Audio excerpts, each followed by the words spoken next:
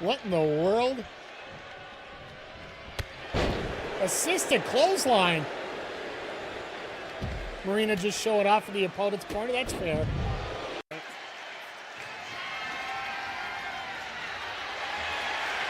Oh, got a sledgehammer. Oh, too busy showing off with the sledgehammer to actually use it. Oh, go for the claw. He's got the claw. He's going to get the tap. Ontario getting back up. Break it out of the claw. Ontario getting back to his feet. This might not be a good move. Setting up for a jack hammer. And that does it. Ref gets on the board. Next week means something, folks. There's a shot of her own. Uh-oh. Going up to the top. A little bit of an ejection seat there into the cover.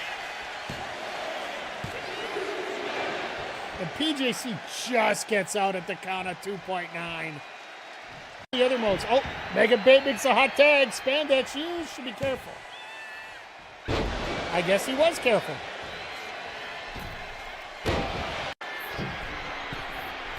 The group's hitman, that's true. Excellent execution. Who goes for a 450, but the collision detection just ain't there. He's going to go try it again. Oh, and he misses it now. What a misnomer there.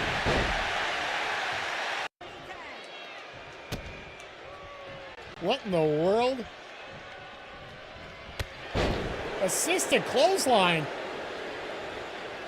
Marina just showing off for the opponent's corner. That's fair.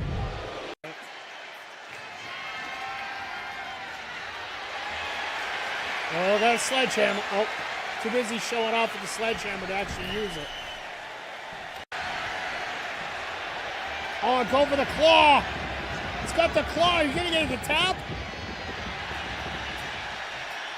Ontario getting back up.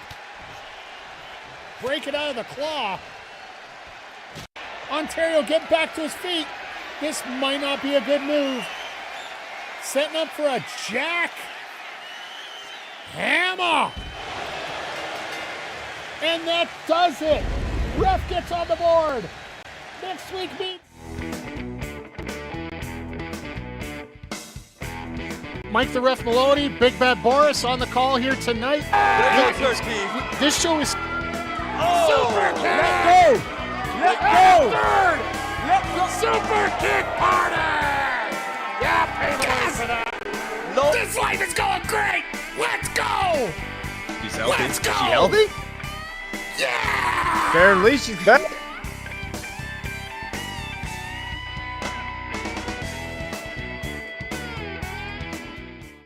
Hey, yo, yo, yo, and away we go. Hello, everybody, and welcome to the Saturday night edition of the AEW Collision Grand Slam Sidecast.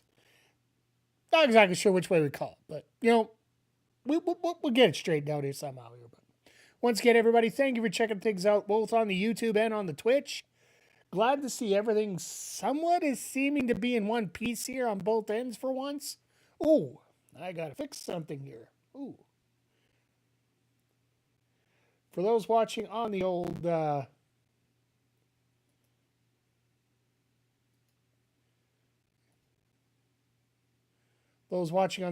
YouTube site here, I do have to fix one tiny little thing up here. Clean this up momentarily.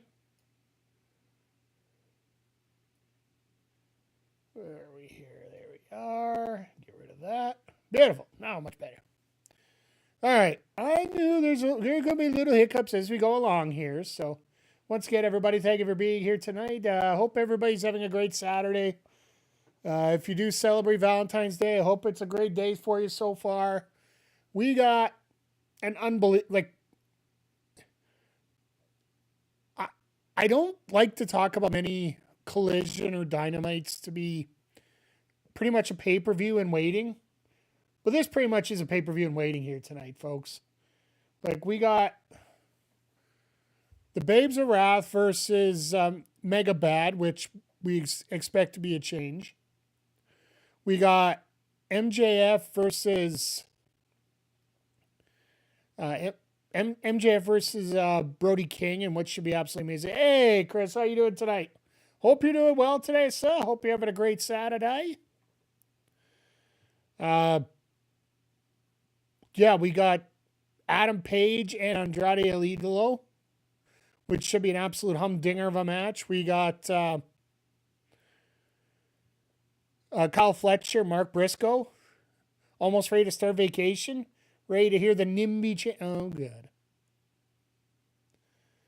Oh, goody. NIMBY. I'll be honest, I'm a little out of touch when it comes to a lot of that stuff, so forgive me. So how long you on vacation for? A week or? I got most of the makings of a week coming up next month here, so got I'll come back Friday. Yeah, I'm sort of the same way. I work the day of the WWE 2K26 releases. I got that day. I'm working that day so I can pick it up on my way home from work. And then yeah, I'm off for an entire week. I go back the next Friday, so we're going to be checking out that's 3 days into MLB The Show as well, so it's going to be all over the place what we're actually going to be playing for that entire time. Plus, we have the Revolution pay-per-view that weekend. But I do hope you have some good plans in place there, and I guess it is both a long weekend, both down in the States and in Canada, so with President's Day, we have Family Day up here, so I still consider that a racist holiday because, you know, I don't have a family and all. But, you know, I guess if I was an hourly worker, I wouldn't mind it. But, you know, being salary, it's always an interesting time. But, yeah, tonight's card, like, for everything that's going to be going on tonight, I expect there to be just steal someone's family. There's a small problem with that, sir. I think I might have enough reasons to do that. But yeah, well, so just for the record, it is a pinned comment in both the YouTube and the Twitch chat. No spoilers, or try to limit the spoilers to very vague ones, because we will throw out the band hammer, because I haven't played this sound in a very long time. If I need to play that, well, we know where we're going here. So, but yeah, it's been fun the last few days here, and got some interesting news coming down here the pipe for some different things going on. So, does affect the stream schedule a little bit. Well, if I ever actually get on stream to do anything other than wrestling lately, so it's been an interesting week to say the least. So, most important thing for yourself is make sure you take care of yourself before you worry about anybody else. So that's why the streams have been a little bit lighter here the last week here. So, but we do have. I did work on this last night. I want to see if it's still available here. I got some breaking news last night, so I'm hoping that I can.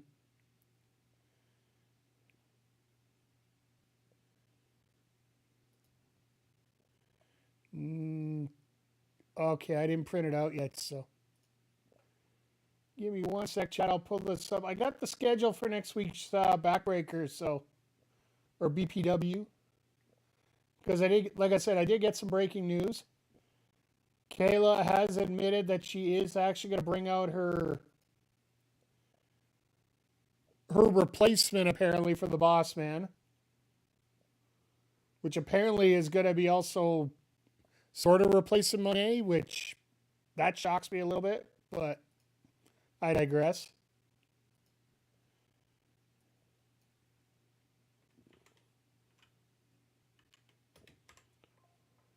as we're watching NASCAR going on right now on the TV. So might just take an extra second before the show starts here tonight. So there we go. Let's just pull this up.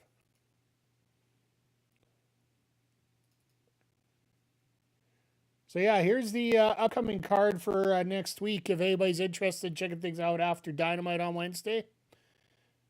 The last two matches in the wild card round robin. Huge implications on both.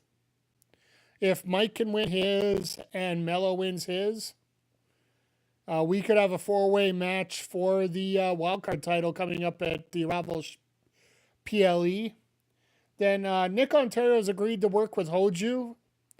They're going to be teaming up against a tag team that Kayla J has brought in as her new personal enforcers. So we actually get to see them in action before we actually get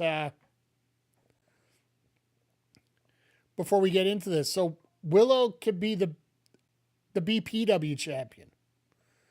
Your spell check is always working crazy here. So, but yeah, our main event for next week is going to be Willow Nightingale and Chris Statlander. Winner is going to get the shot at the BPW world title in the quarterfinals or in the semifinals. Sorry, as this is a quarterfinal here. So, but yeah, I'm just waiting for AEW to start. They got 4 laps to go. It's a problem with being on an actual channel, folks, rather than being on internet, right? So,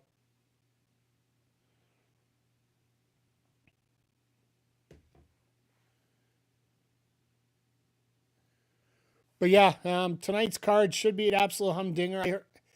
From what I've read, like I said, no major spoilers, nothing to get rid of. I think the opening matchup is going to be the ladder match with Fletcher and Briscoe, which sort of makes me upset if we're actually being held out here. Are you guys watching this live on TNT right now? Because technically the show should be up right now, so.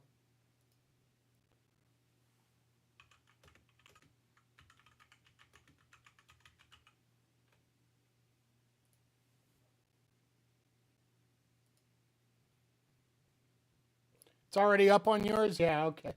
I'm going to see if I can sneak into it here.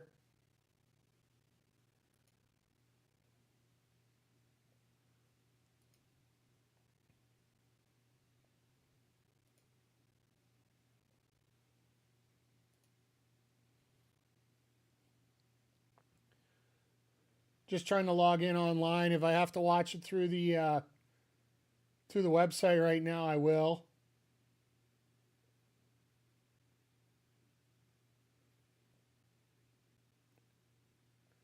So my sincerest apologies for anybody trying to watch it along with me right now, because, well,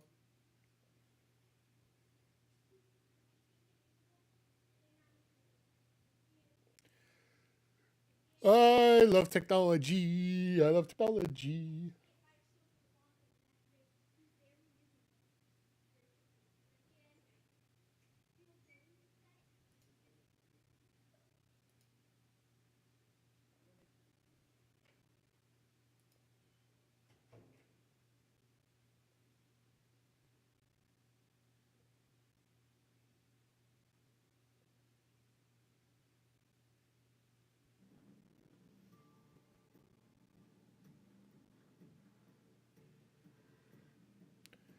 All right, let's see if this actually works.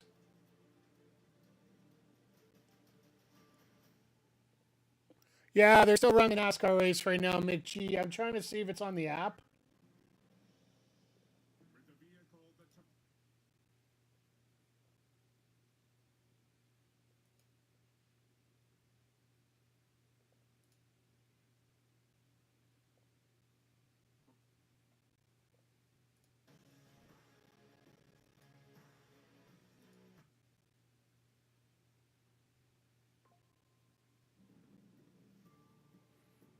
Absolutely, it's unacceptable. Stupid NASCAR running too late again.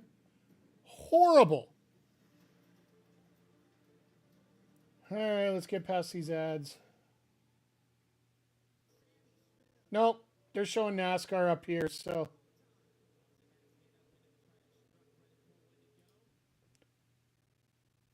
All right, well, you guys can tell me if there's anything interesting going on because we'll be hanging out here. And which match are they starting with tonight?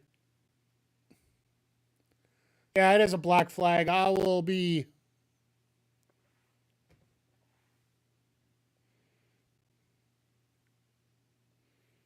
Mox and Takeshita, of course they are. God damn it, one of the good ones tonight.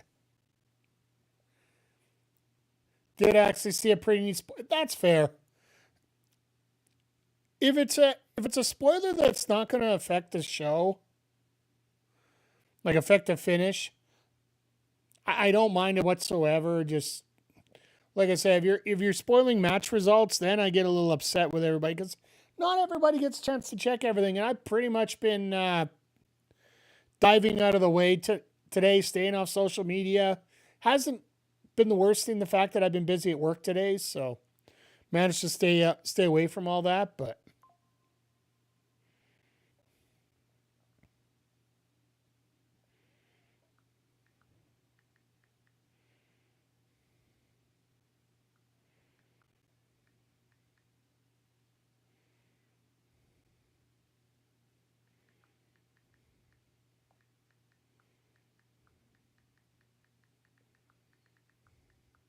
Stuck with a.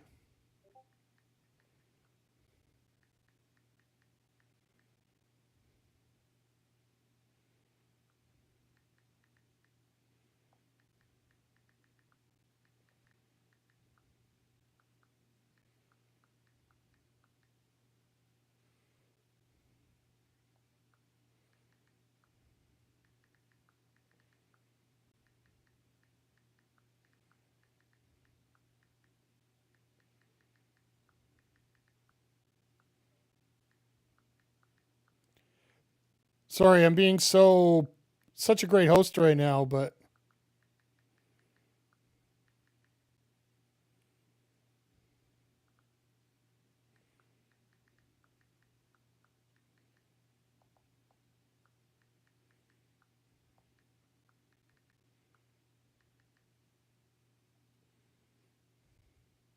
All right, just sent a nice little X post out. So Tony's actually pretty good at seeing him. So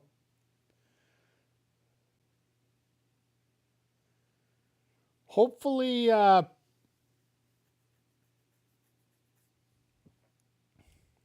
hopefully we get a chance to see a few that like get through a little bit of this. I wonder if they're going to go on a delay or they're just going to kick right in. I apologize if they're going to start on a delay just because it's going to be awful if we're trying to go through here. Try to go into other streams for music. They act weird anyways. By the way, Styles, good to see you here tonight.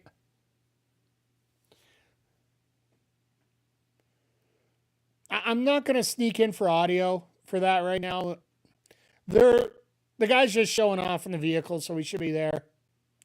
Hey, Michael, happy Valentine's Day to you. Happy Valentine's Day to everybody who does celebrate here. Once again, everybody, thank you for being here. Mox versus Takeshita, they've, without having to overplay this card way too much, they've actually set this match up really well with the fact that, they got the C2 match between Mox and Claudio there.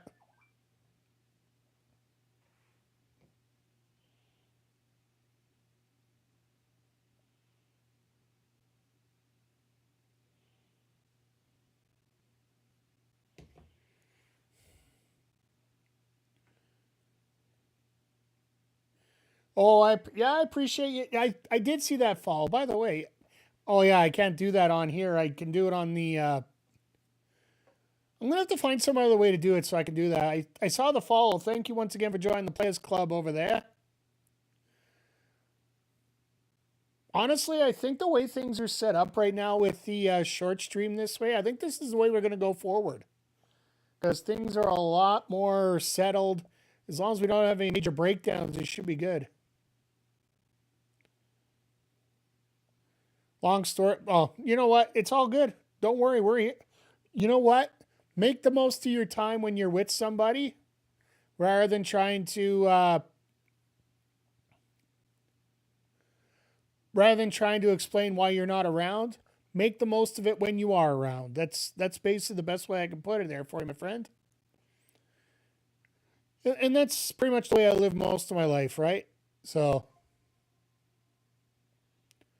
but yeah, we're going to miss an entire match, aren't we? Because they want to show us a winning moment. A winning moment could be, Moxley hitting a Death Rider on. I still think Okada comes out and ruins it for Takeshita. Racing is like, well, you're running around in circles all the time.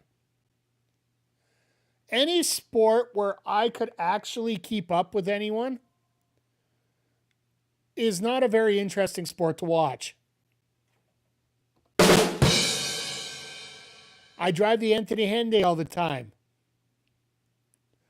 I can whack a ball 50 feet. Means I must be naturally athletic, right? But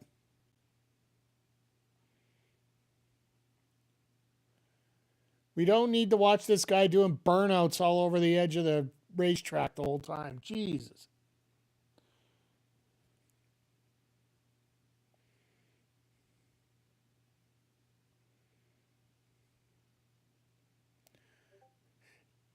It is funny watching a guy trying to drive while he's staring out the crowd the whole time, right?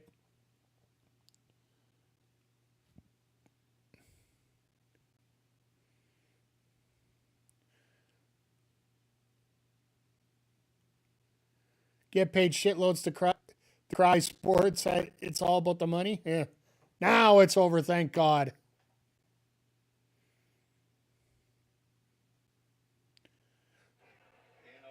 Okay, so we are in Cry When They Lose. You know what? I'm not going to ever doubt anybody when they're crying about losing. All right, we got a pile driver by Mox. So I think we're all on the same page right now.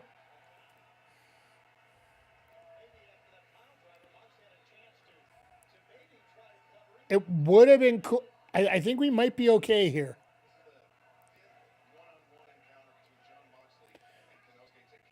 No, you got to remember something. There's a reason why these people don't forget.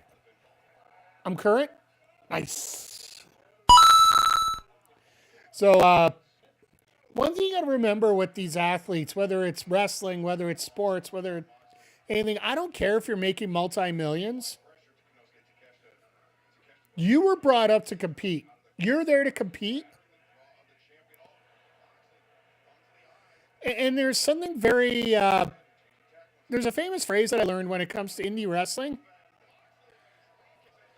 You're not getting paid to perform in a match. You're getting paid to train. You're getting paid to travel. You're getting paid to put in the grind. And you need to enjoy being a part of what you're doing, right? That's the key thing. And now we're in a commercial break, damn it. But more often than not, you're there just to... When you're in the match, you're wrestling because you're there to enjoy what you're doing. What a promotion pays you for is the grind and the work that you put in to get yourself in a position so you can do that. And to me, I think that is somewhat key in terms of doing it, right? Getting a blank screen on picture-in-picture, what's the point? I think they're designated to be picture-in-picture. I actually saw the screen while you were, just before we went to full commercial ourselves. I like indie more than WWE and AEW and lots of... Yeah, I still feel more often than not everybody's doing it for the love of the game. Which is something that you can tell very quickly that there's people doing it for the money and there's people doing it because they love doing it. And those that do it because they been in the Indies. Here's the thing, Styles. I was never a referee on the Indies. My refereeing degree comes from other sports.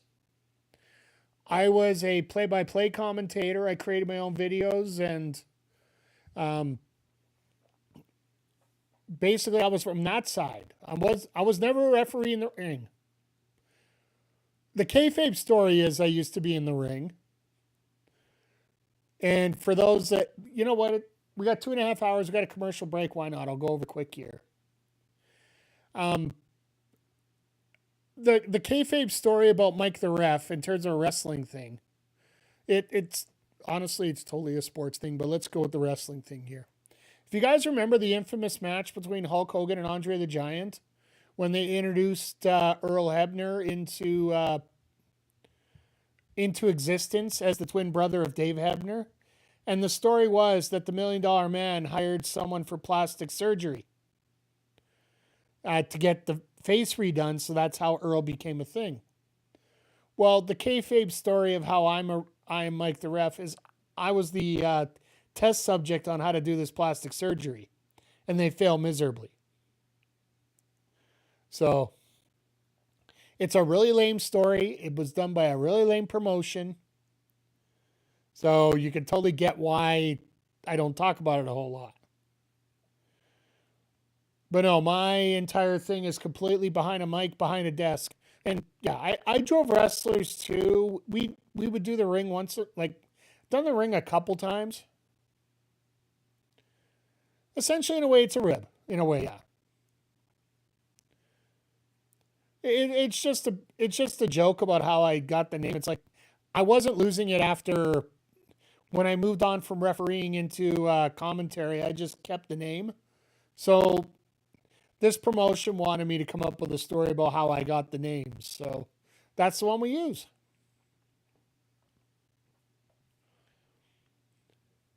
But yeah, if for those that don't know, the real reason why I use Mike the Ref, if you've seen my last name, it is very hard to spell. It's very easy to say because it's an Irish name, essentially. You know, Maloney is a rather Irish name. It's just very hard to spell. So instead of that, when I became the assigner for all the referees, they had to give me, I wanted an easier name to put on the email. So it was Mike the Ref. So throughout northern Alberta for the better part of 5 years, nobody knew my last name. They just knew me as Mike the Ref. As I was booking all the referees. Damn Celts. Yeah. Well, I'm actually Ukrainian by heritage. 3 generations up. As we're back from the commercial break here.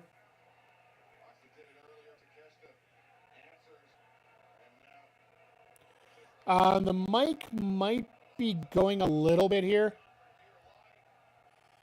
That Irish last name? Yeah, I know. I know where you're going with that.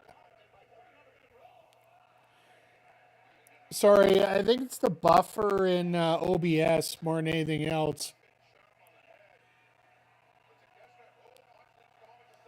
But everything's somewhat leveling out, so we're not that bad at this moment.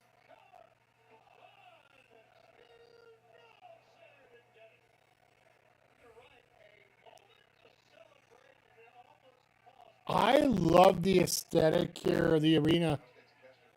Didn't get a chance to see a lot of it as we were going.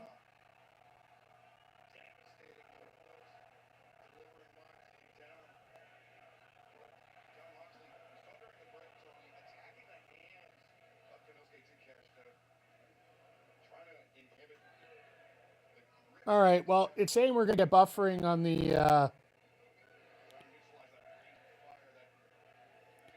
the shorts way, so I don't know what's going on there, but we'll see how things go there on that end.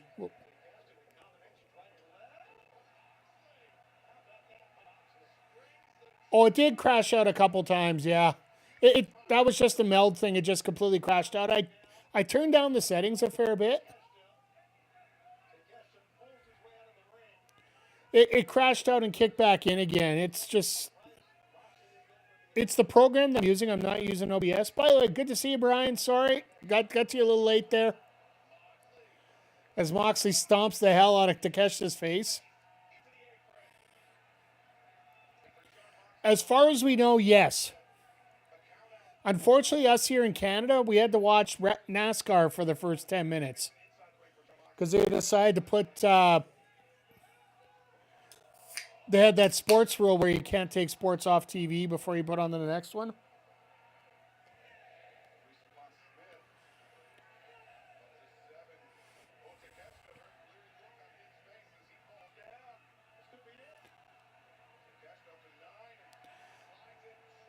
And another stomp.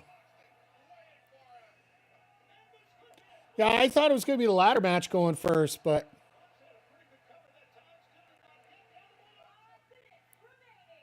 Oh, yeah, Styles, you could have just... Sorry, I guess...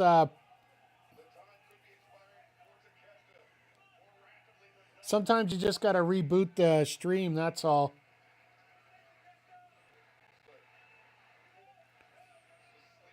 Haven't suffered any real crashes quite yet, so we're somewhat okay here.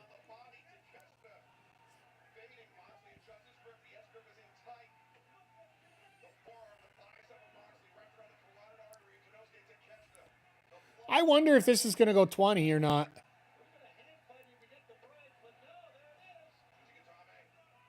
Thoughts a double title change to Dynamite for a pay-per-view?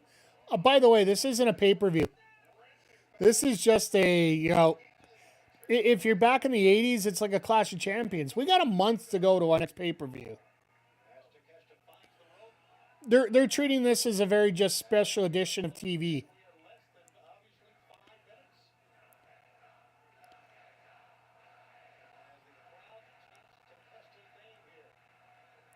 All right, Miss Stat Daddy's champ. I want to see her chase it back. I don't think it was that bad. Feel like a gamer when you're on here? Yeah, I understand that. By the way, Sal, sometimes if that happens, all you got to do is just reload the stream over on YouTube, and it'll just come right back on. Or refresh, whatever you want to put it. Because it says everything's back to normal again, so...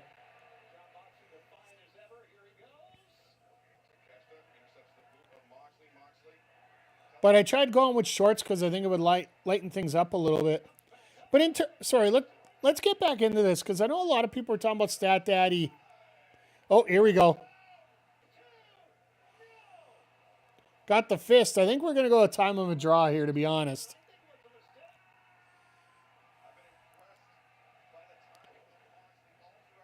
But yeah, for those watching over on the Red app, thank you for doing so. Make sure you hit the like. Make sure you hit the subscribe if you haven't already. And we are over on twitch.tv/MikeTheRef. So feel free to join us in the party over here. But Statlander, what? She beat Monet. She beat Storm. I think she beat Storm twice, right? Like, she had to beat Storm to win the title, and then she beat her again in rematch.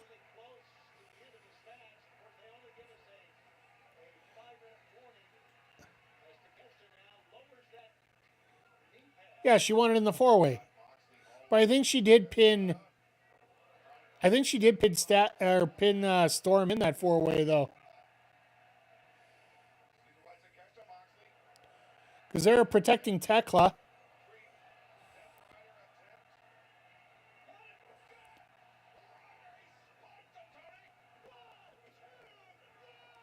And a 2 count.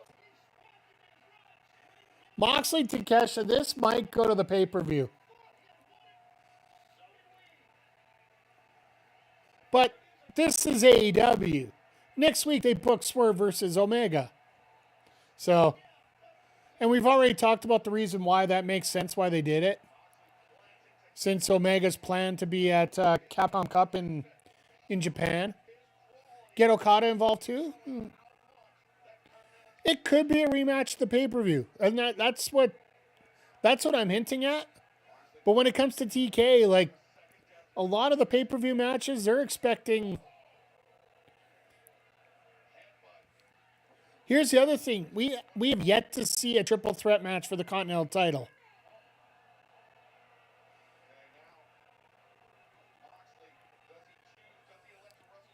Well, here's the thing. It's 1-0-1, right? For Takeshita, he's still got the winning record.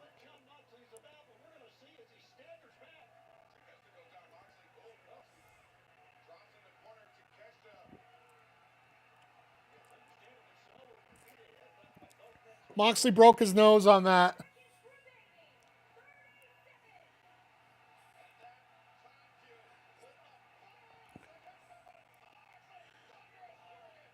Kick out at 1 on the King Kong Lariat.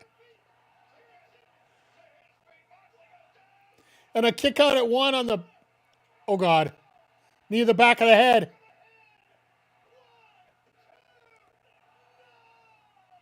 No, this is 20 minutes done.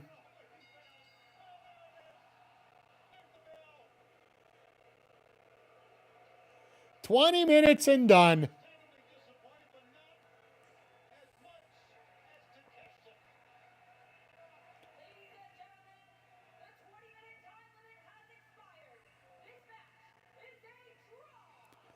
I love how TK likes to play this up.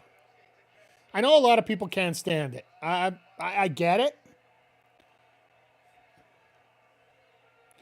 The storyline... And Moxley's pissed about this because he wanted to beat... Takeshita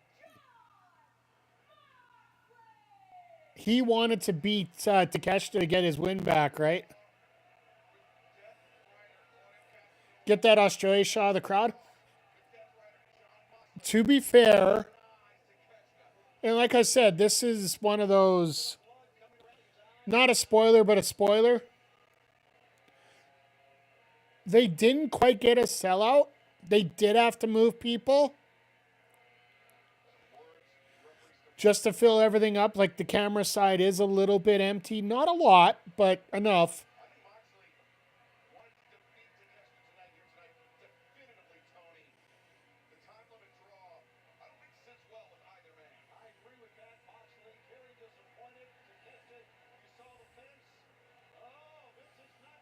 Oh, these two are just going to go at it again.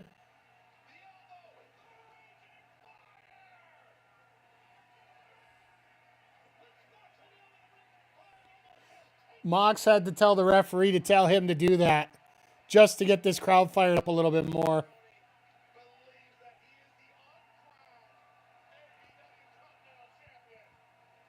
Look at that hair. You got to be jealous of that hair. Like, that is some poofy hair there.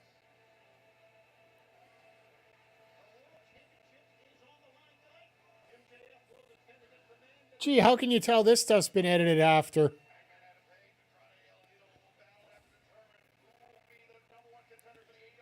NWA still pissed? Well, let them be.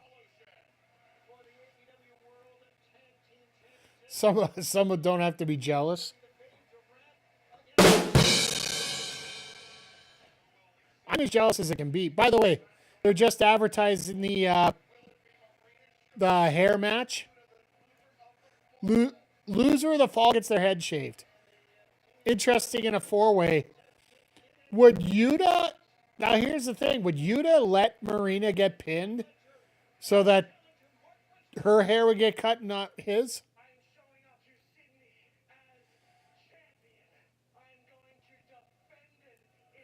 I like those. Yeah, it's an interesting style. Interesting style, interesting story.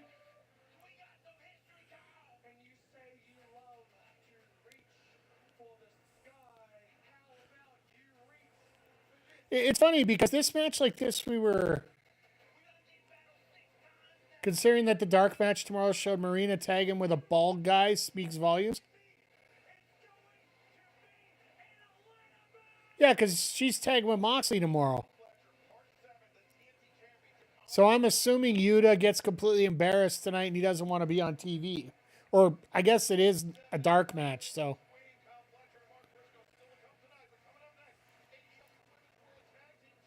Oh, they're doing it early. All right, folks, do we get a title change here for the women's tag titles? We've already had 3 title changes this week, is it? 3, I think? Do we get more? Oh no, we had 2 big title changes so far. Do we get a third? Do we get a fourth? Do we get a fifth? We could realistically get 2 more title changes here tonight, if not 3.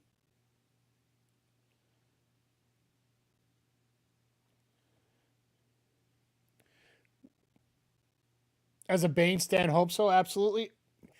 Out of respect for Bane and all her accomplishments, we will leave the boing out for right now. YPW Classic Match 2. Actually, if you go take a look at the pin video for returning subscribers to the YouTube channel, it is actually one of our hair matches where we actually did get a barber as a sponsor. So you saw the spoiler for tonight. If it ends up being the Iconics, I'm going to crap myself probably on stream. You guys will see literal crap on stream. And not just how I play games.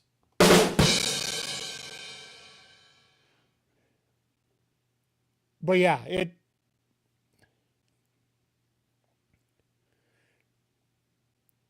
it's funny, Styles. I did used to work with. We did have Brutus up here for his infamous CWE tour, where he pieced out halfway through, in the middle of the night from the promoter.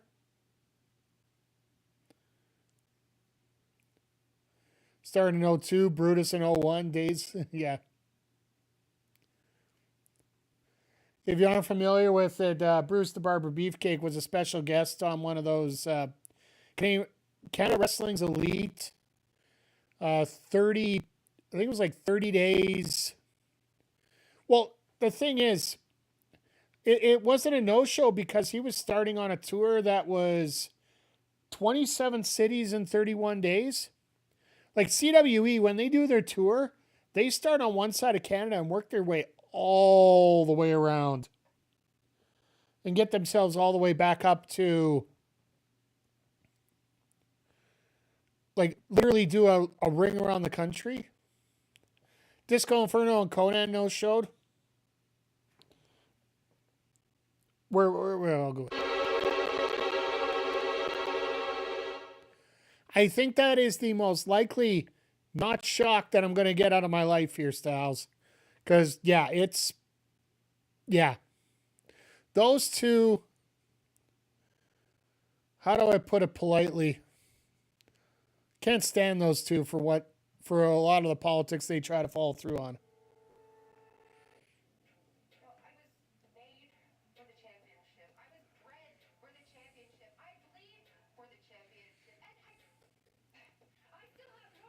Well, yeah, that's what you do. I'd say my most interesting incident with a star. One deals with a scuzzy promoter, the other one deals with a scuzzy talent. The scuzzy talent? It was a gentleman who, let's put it this way, pre-internet? Okay, fair enough. It was a wrestler that came into town who has a very infamous barbershop problem. He managed to get legally 1 foot into Canada. And U.S. Customs literally dragged him back to the States and flew him back home. The funny part was, the wrestler is based out of Atlanta. So his flight was from Atlanta to Dallas to Edmonton. So because he came from Dallas, they sent him to Dallas and told him to find his own way home. So, yeah.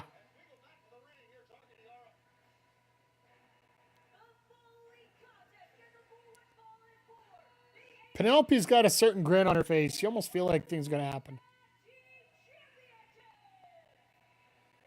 Shake One Sugar comment on X? No, I haven't. As you say that, no Canada wrestlers. We had Tom P. Oh, that's fair.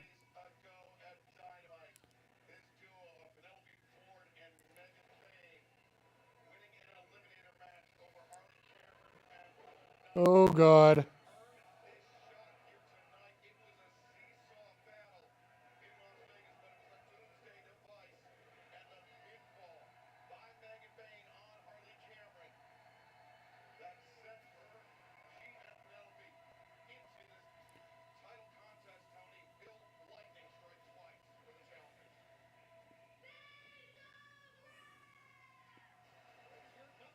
Sorry, I gotta check this out if it's bad.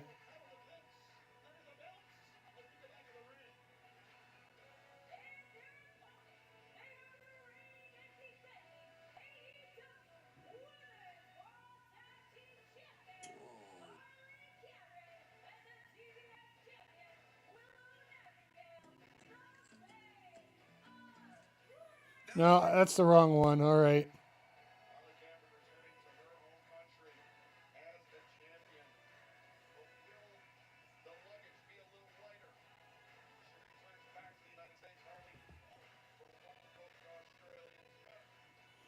I should have known about this one.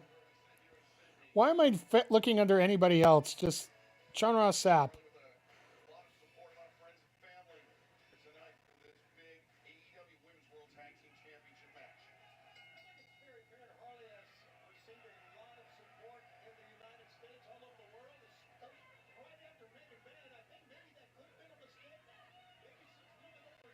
I think it's deleted already. It probably was horrible. Favorite moments of wrestling: meeting Vince before SmackDown. I was in the same room as Dory Funk and drove the Big Boss Man. No, that you could fire up all you want here. I don't mind.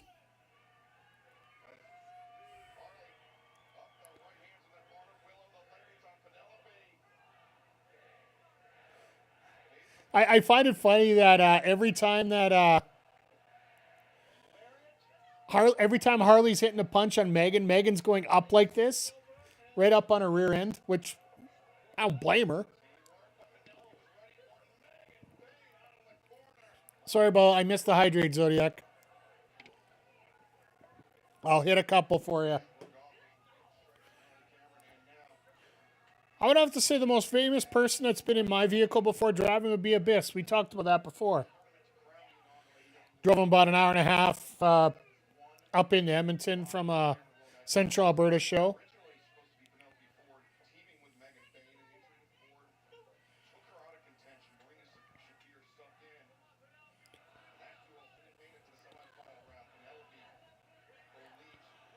All right, thank you, Mr. McGee, for sending this over. I want to see this.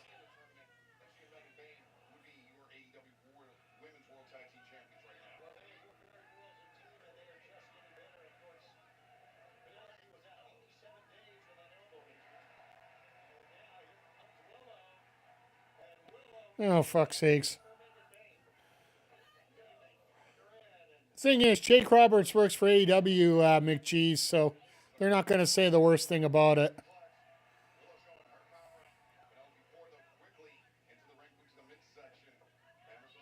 Well, I don't think he officially works there anymore. Oh. Willow just said nope.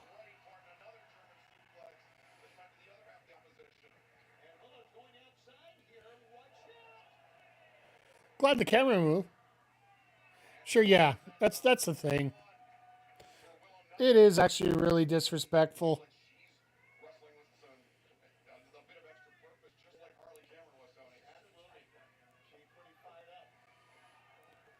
If you ever find that stuff and you want to throw it out there, feel free to throw it in our Discord. If you guys aren't familiar, there is a Discord link down in the Twitch banners down below. Most of it's usually information about when we're getting live, but I want to try and get a little more active on there. I've been putting up the schedule for Backbreaker Pro Wrestling up there as well. Once again, McGee, thank you for congratulations on qualifying for the wild card final. We'll find out who your opponent or opponents is going to be next Wednesday.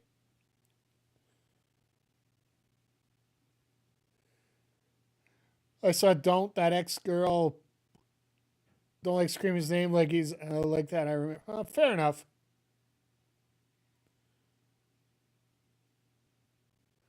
Typos, fair enough. Trying to type on a finger keyboard is always a bit of a pain in the ass. No one can stop you. It all depends on the match, my friend.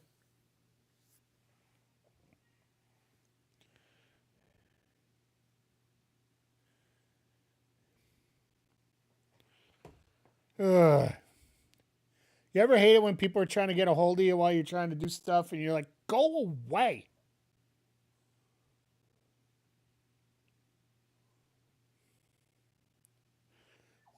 Vacation.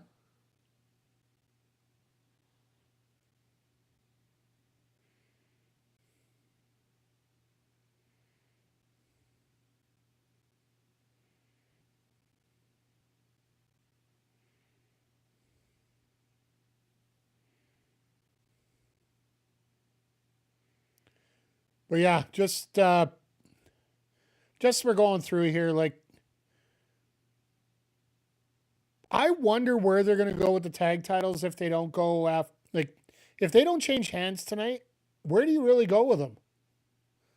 It almost feels like they got that Chelsea Green problem, right? Where they, and you know, in the back collision step, absolutely it has. Like, this is a special collision because it's on the road, right? It's down in Australia, but they really have stepped up.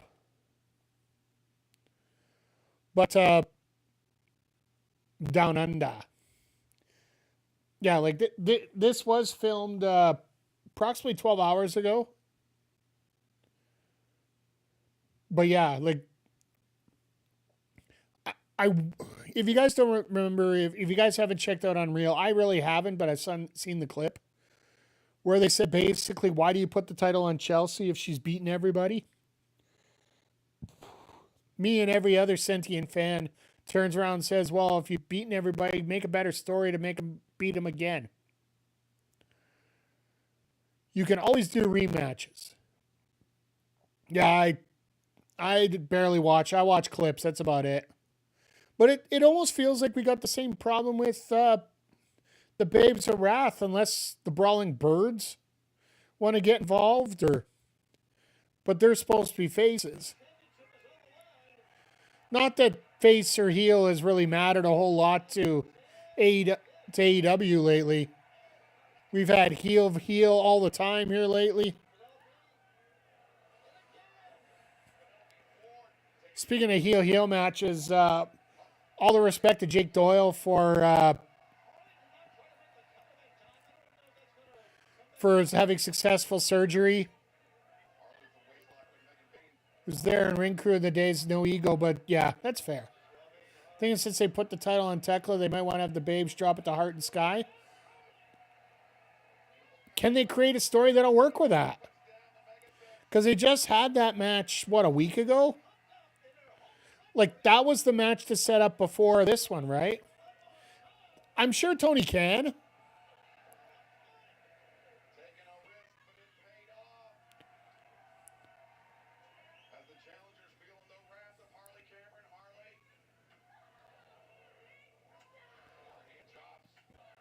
It feels Tekla was a bit too quick to be world champion. Yes and no. Honestly, Tekla is that kind of person you go past that. Like, she is a generational talent, right? Went to the store for Guerrero 03. That's fair. As long as it wasn't for anything too crazy.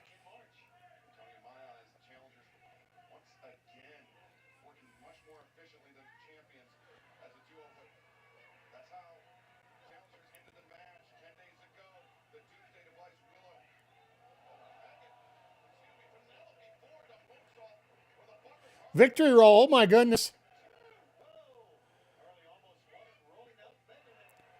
Harley getting some good shots in here.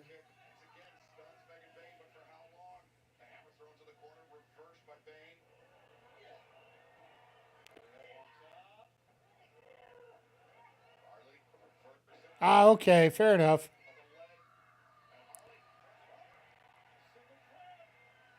Lance Storm will be proud now with the single crab, the Canadian crab, which I guess will be an Australian crab.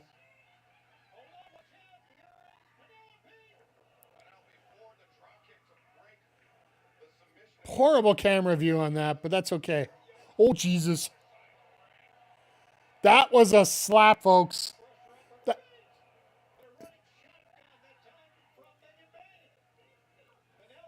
No bread, no water, just mean. Isn't that the way the cool kids say it? Oh, no, that's the worst commentator of the year.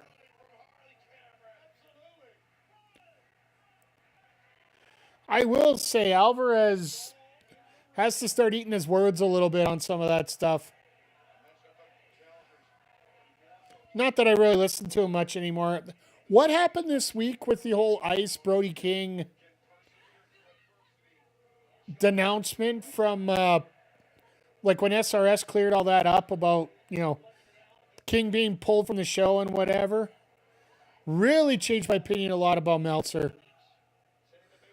It's been hit or miss with Meltzer, but now it's really like that's the best way to put it, McGee. Embarrassing is the biggest way to say it.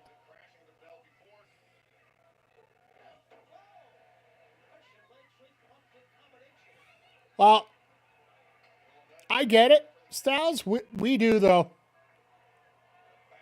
Haven't been listening to him. I don't blame you. Like, I've been a big fan of Harley ever since, he tried to start a bonfire, yeah. It got him clicks.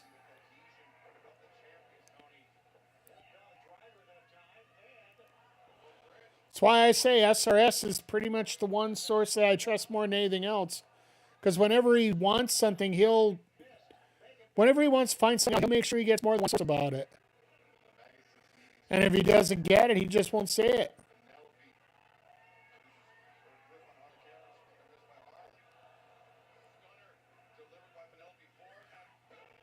Yeah, Ford, people don't realize how good Penelope Ford actually is.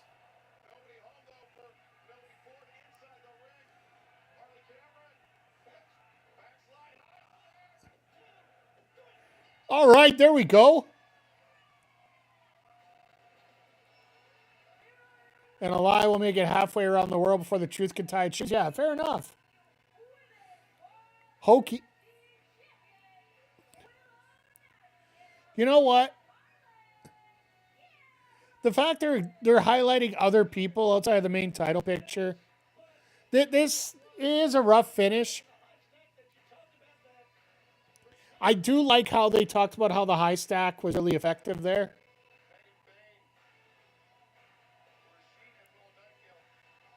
What the?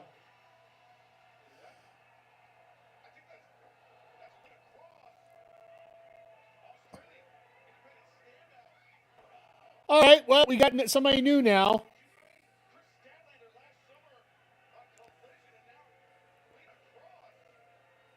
Lena Cross is having passport issues.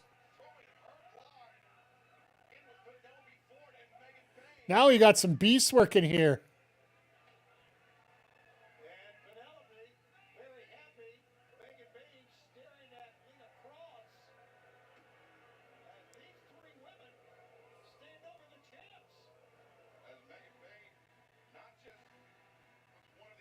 Well, it looks like we got this new faction. Like, I'll take it.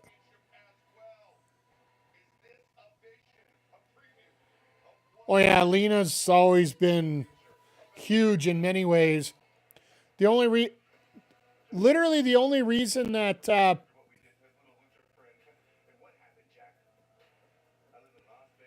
I still consider that good wrestling styles. It might not be the style you enjoy, and that's fine. There's no argument about that. Everybody has their own opinion about different styles, different opinion or different looks. So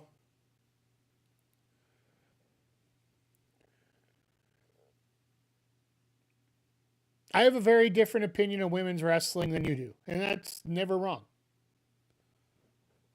Timing off a little bit, sure. Not everybody's perfect. I'll be the first to say that, but it's better to me to see things. And this is another thing about AEW. And guys, girls, feel free to chime in here if you think I'm actually out to lunch or not or whatnot. When it comes to AEW, one of the charms about it is the fact that it isn't all perfect. That the timing may be off a little bit. Things screw up all over the place.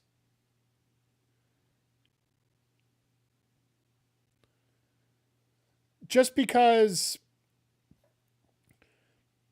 I want my wrestling to be a little bit of a sloppy sport. I don't need it to be perfectly choreographed. And that's something that we've always talked about being the biggest issue over when it comes to like when we've had stuff ingrained in our head for years that everything has to be perfectly put together in a certain form.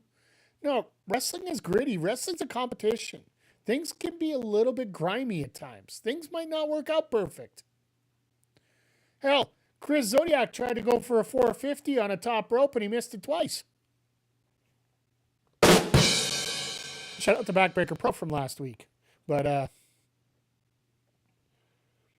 in all seriousness, I don't mind it. I like a little bit of difference. That's the thing. And yeah, if it's not going to be a 5-star match everywhere we go. Styles, this is 2K25 we were talking about. The collision detection's a little off in the video game. And if you go back and check some of the previous clips of the game, it was pretty hilarious. The AI thought he could do a 450. Didn't get close enough, so he went up again. Tried to do the 450 again. The guy moved out of the way. So, but yeah, even any move. I don't mind if it's a little sloppy here and there. If it gets sloppy, like it's so funny because here's another one that gets me once in a while. And if you haven't seen the results online and people bitching about Gunther almost tripping when Styles does a drop down, when people don't realize that a drop down is actually a move where you're attempting to trip your opponent. So Gunther's selling it a lot better than what most wrestlers do. It's not just literally a jump over and run, right? Oh, I've seen 450s in the ceiling. I've seen Harry Smith try to do his stalling suplex and end up taking out 4 ceiling tiles and costing a venue $100. So I see. No, like, leapfrog, drop down, drop kick, something like that. Whenever you drop down, when the guy goes over you, that's meant to be an obstacle to trip. So Gunther stumbles a little bit. Oh yeah, and I know. Drop down for what?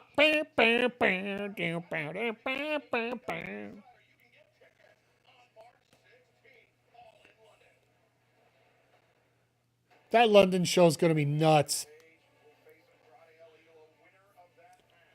So we're getting Paige and they are actually showing this like a pay-per-view. Realistically, like before every match, they have a video package for it. There's not much for interviews, but it's just straight up promo package match, promo package match, promo package match. So this does have that pay-per-view vibe that AEW does so well.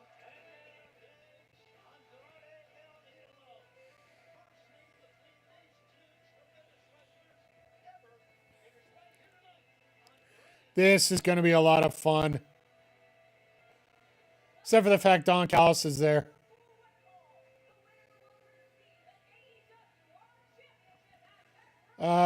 Andrade, you're getting some boils on your head.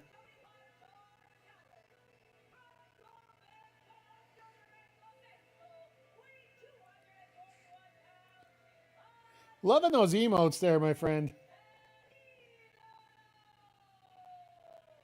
Nice little awkward one there. But once again, everybody, thank you for stopping by here, whether you're watching on YouTube, whether you're watching on Twitch. Just a reminder, if you are watching on YouTube, hit that thumbs up. And hit the subscribe button if you haven't already.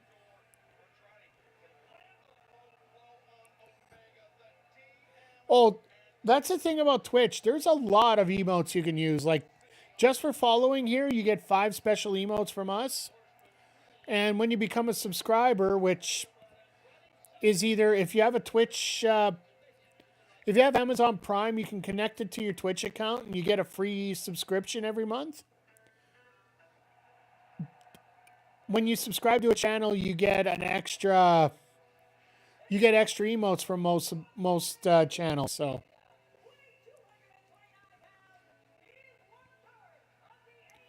It is better in YouTube in many ways. It's also rougher than YouTube in many ways as well. So they are trying to fix a few things up. Like right now, we're doing vertical over on YouTube now. But the goal is eventually we're signed up for the beta for vertical on Twitch as well. So hopefully we can move things over. I'll adjust a few things as we go then.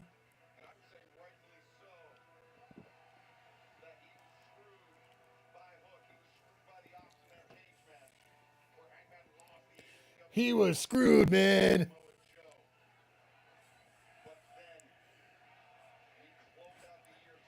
So, honestly, folks, throw in your picks on who you think's going to win this one. Find nothing on here as a music artist. Actually, there is a DJ channel as well if you're interested. Like you can search by different, either by the game or by the topic. And there is actually a DJ channel now where they actually have, it happened a lot during the pandemic where DJs started playing just on straight channels all the time. So there's a lot of everything if you want to look. There's a music channel or a music, basically a folder. Do yourself a favor. Take some time after the stream. Don't stick around because we're having a great fun. We're having a lot of fun with this show here. But yeah, feel free to check out all the different channels that are available to you. Let's go for the buckshot already. Trying to go for the DM.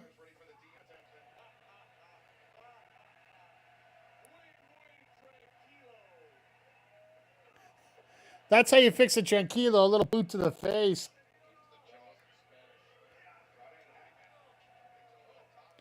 Oh, and McGee, I'll be straight up with you. I did see the picture of Lena Cross. I didn't know if there was an actual title change or not, so that's why I was trying to be a little more vague on it, so.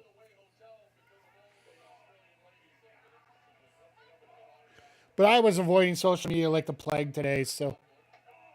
Oh, you found the Doritos.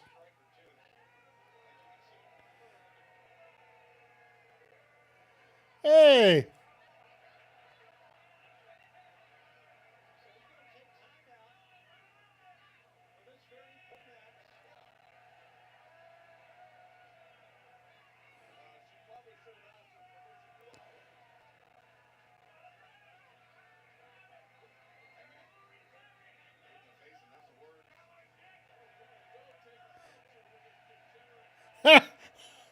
What let's just do here.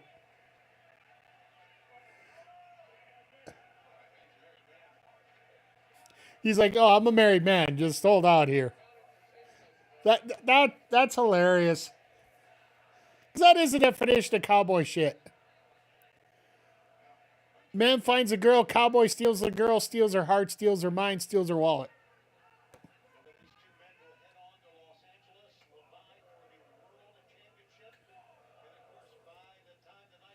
So, my heart wants to go with El Idolo. My head says Hangman. Some of the chat was saying that Hangman's better than Brett. Which chat would that be? It definitely ain't going to be here. Well, sorry, I'll correct myself on that. There are certain people in this chat who will just say that just to try and get my dander up. Because we do have the Brett Sean controversy in here all the time.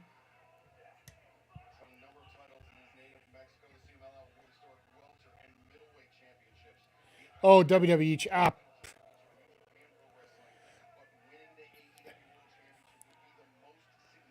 Respectfully,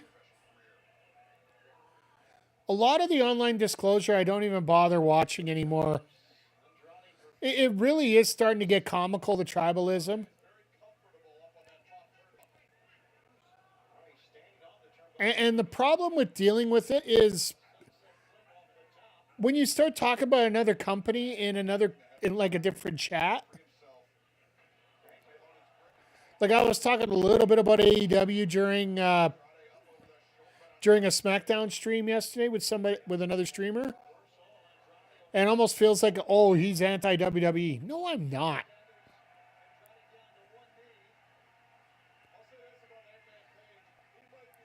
To actually worry about saying you have to care about it.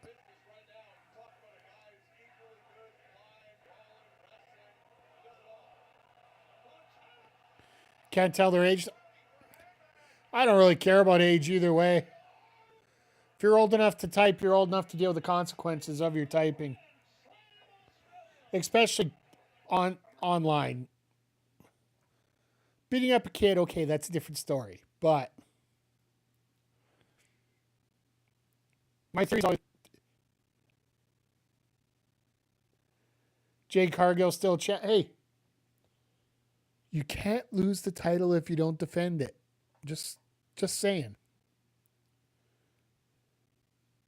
Why I don't type online? Yeah, there you go. Good to know. I'll go with that. Yeah, well.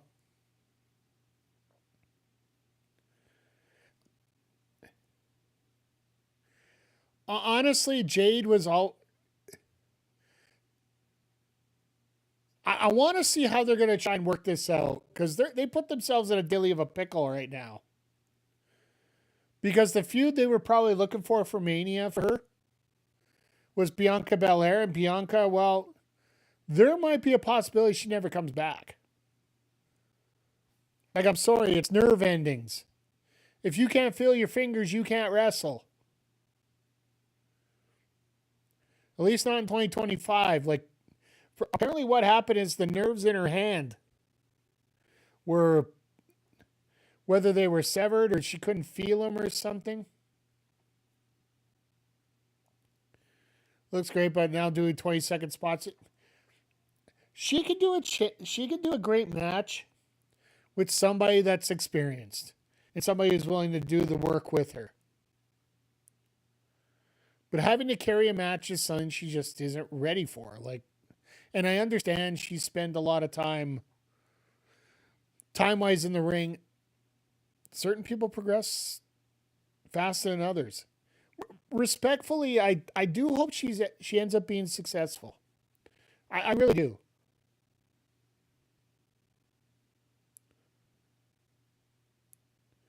I don't ever wish for anybody not to be successful in this business. I see nothing wrong with her face. Oh, with what's her face? Sorry, my bad. Like when she's working with Chelsea, or if she ain't ready to carry a match after 7 years, she may not. Absolutely. And you know what? Honestly, there's nothing wrong with that. And this is where I throw it more on the booking than I do on the wrestler. Because when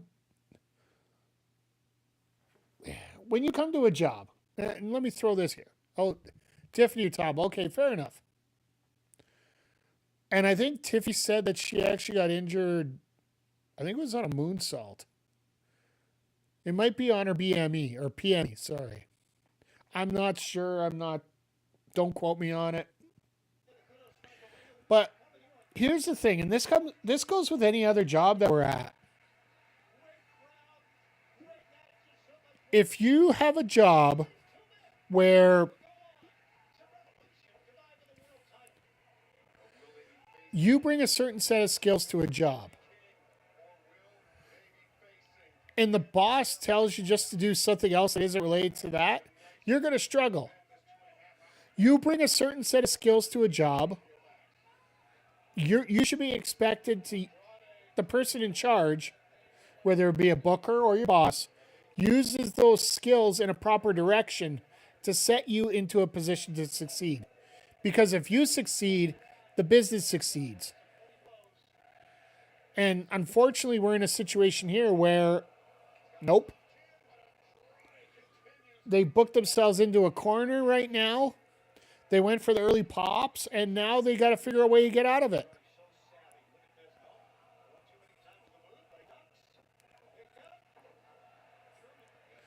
And respectfully, it looks like there might be a possibility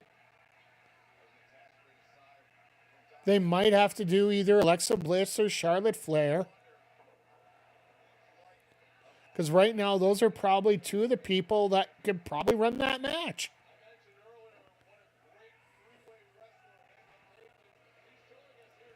And it wouldn't be the worst thing in the world to get Jade off that title somehow.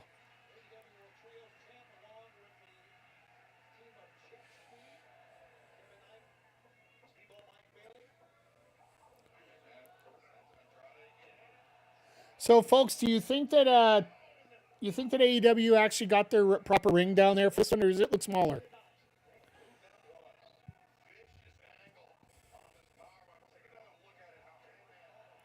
Damn. Elito landed head first on that mat there. That was not pretty.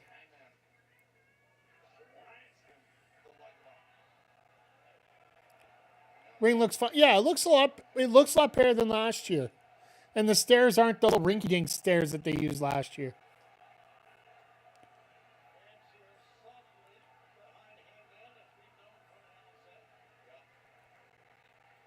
Probably have 3 to 4. I think, well, last year they did rent out a ring from a local promotion. And that's where Buddy Matthews said, he claims that's the reason he got injured. Which he still hasn't been back yet, and who knows if he will be.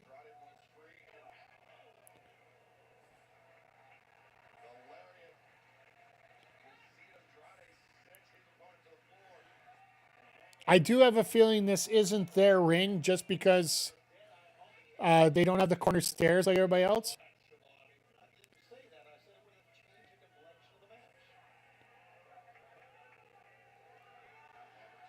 Because I was thinking, I think AEW's is 20 by 20 normally. But this one definitely doesn't look that. And yes, I know it's a small detail for people that don't watch a lot, like people that watch wrestling a lot. People that are involved in wrestling, they see it quite a bit. But other than that, just a heads up, folks, ad breaks are going to be starting here in about 3 minutes. I tried to hang them off as long as I could.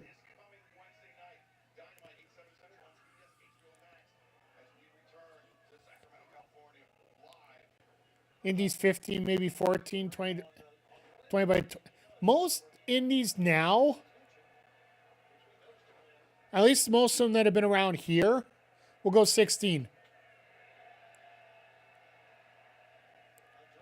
The only one I've seen that was smaller than that would have been the Midget Wrestling Warriors ran a 14.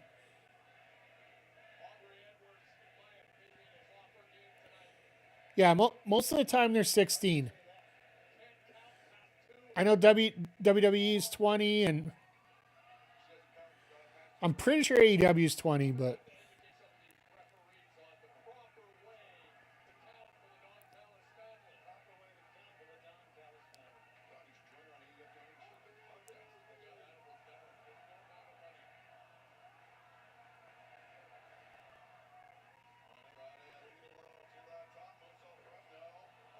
yep, there it is, the Charlotte Flair special right there.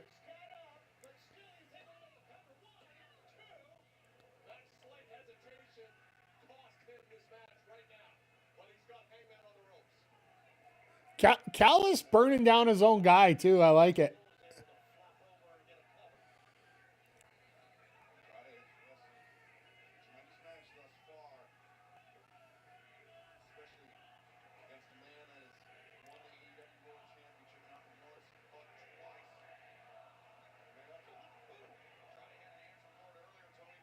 What are they cheering for?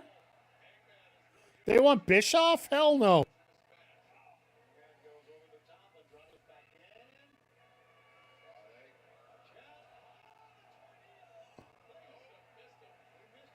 He didn't miss him. Hangman took a step back. That was a very nice move right there. Took an extra step back, caught Elito.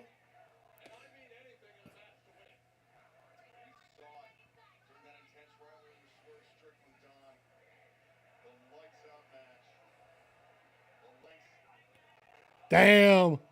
See New Jack at a show we weren't working about watching the rope snapped? Doesn't surprise me. Wouldn't surprise me if he cut him halfway through. I wouldn't care if they're steel cable. Might add a blowtorch with them. Nice back elbow.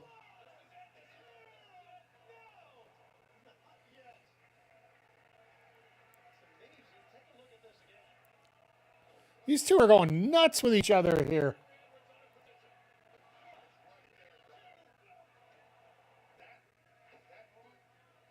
Think just shitty.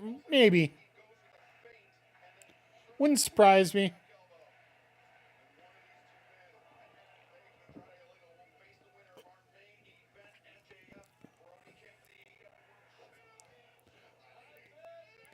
Hangman DDT.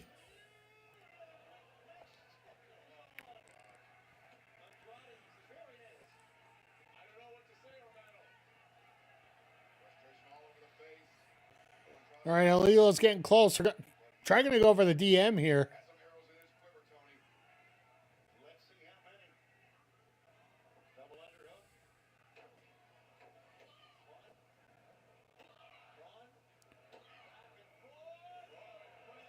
One counts every. Oh, God, here we go. Deadeye on the spot.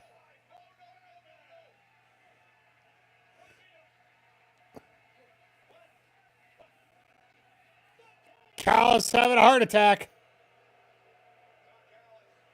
So who's coming out to interfere?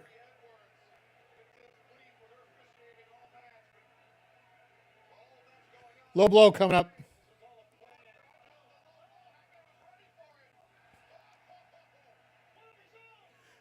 And that's how you return the favor.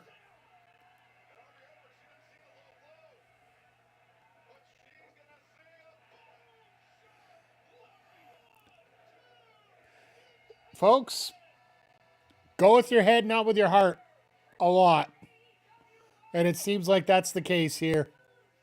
My heart would have said Andrade.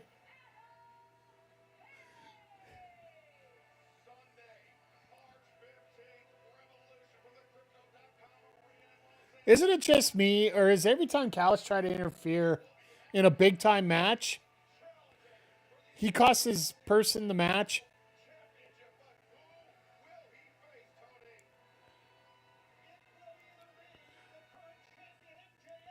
It sort of tells you where they're going to go. I don't think they do Brody King in MJF.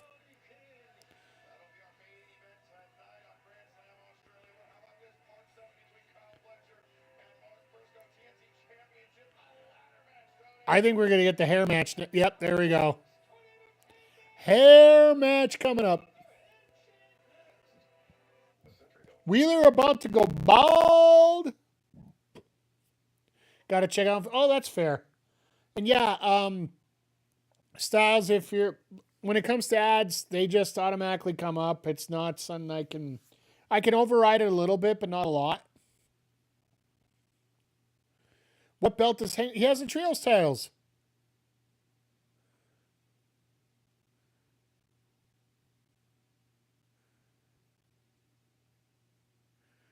With Jet Speed, right? So, trying to remember what. Remember the Jet Set Rodeo shirts with the cock on the horse? AKA horse cock?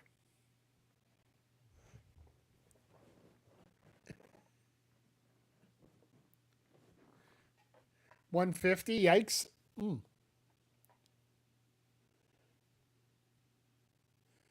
No, yeah, the only way we can. Hey, you know what? Can't help it. It's just part of the system here. Either you could sign up for ads, sign up for Twitch Turbo.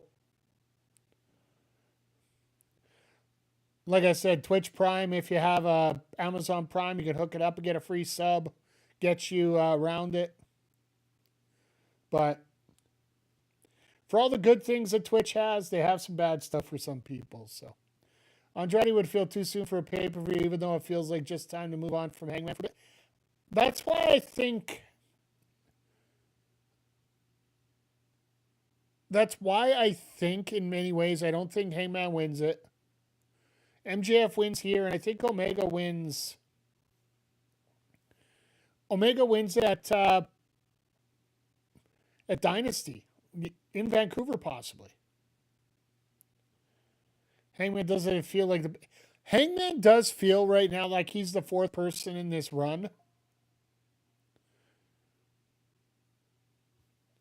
Like in terms of the faces that are going after, or the four people.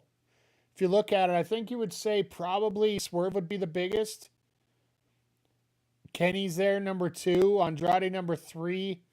And Hangman, number 4. Like, the only difference is Hangman's got that history, and having him in LA in the main event, you know you're going to get a solid match, right?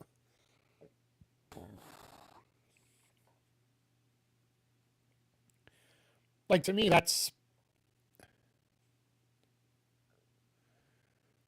basically where you got to go with this, just because Hangman, you know Hangman's going to get that rematch. He is very popular right now, relatively speaking. Like, he's not on the level of the rest. And I do feel that MJF needs to run the gauntlet of a lot of these faces. Even if they do Swerve MJF at Dynasty, it wouldn't hurt my feelings either. Then you set up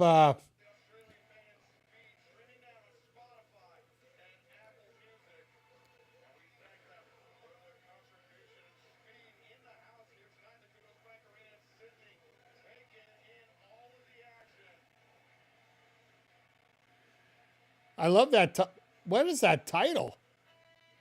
I'm always great with the titles that look a little different from normal, so. Love to see Omega go heel again. He was so more fun. Here's the thing. He shouldn't feel bigger. They had the feud. Yeah, it's fair.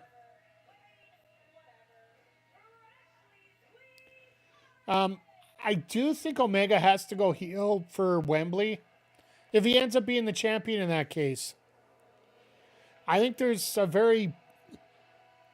They can do face-face at Wembley, but I do think that Omega is going to be the de facto heel there.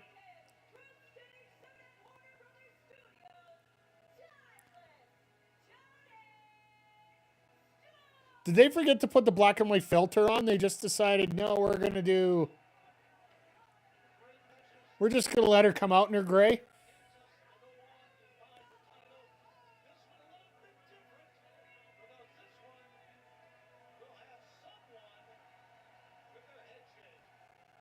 Or did they actually do it and I just can't notice? If I can't notice, this is a big kudos.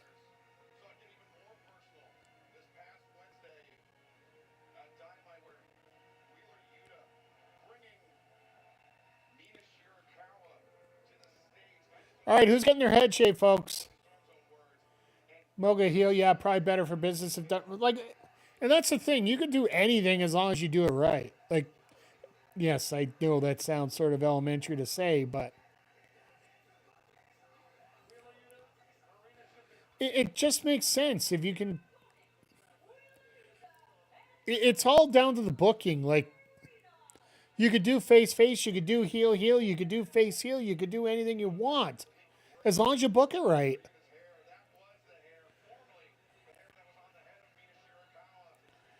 And realistically, right now, Tony Khan's been doing a decent job of it. I'm not going to say perfect. Far from it.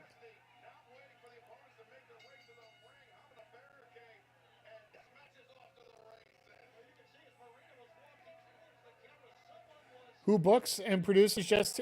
Well, in terms of booking, it is Tony Khan that's in charge of the booking. He does have a set of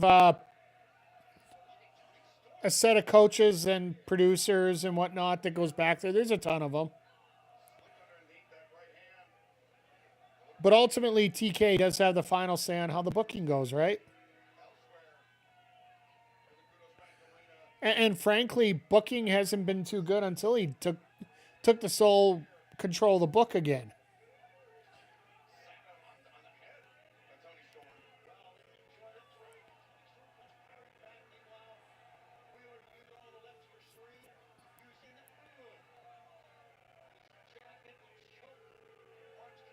Well, no, that's what he's got producers for. He'll say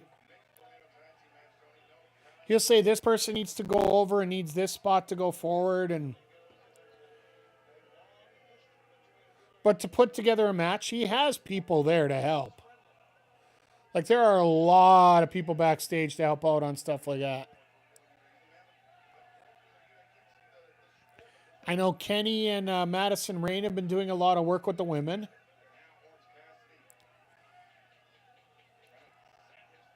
Jerry Lynn's back there. Dean Malenko's back there. I know Chris Hero's been doing a lot of work back there. Even Luther, Tony Storm's butler. He was on the Undisputed podcast this week. Dean's getting old, yeah.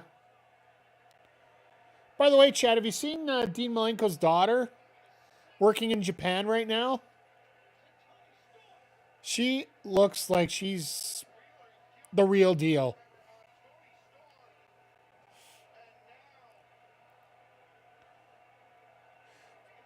But if Tony's dead back there,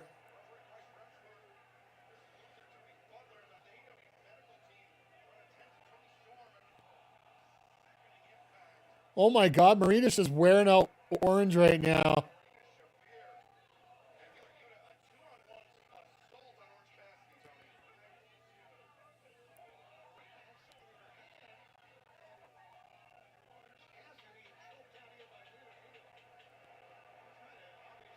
An Australian flag.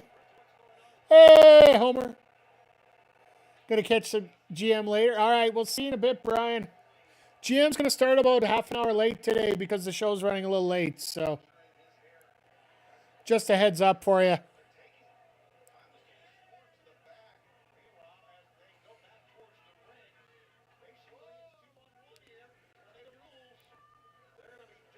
Well, last week,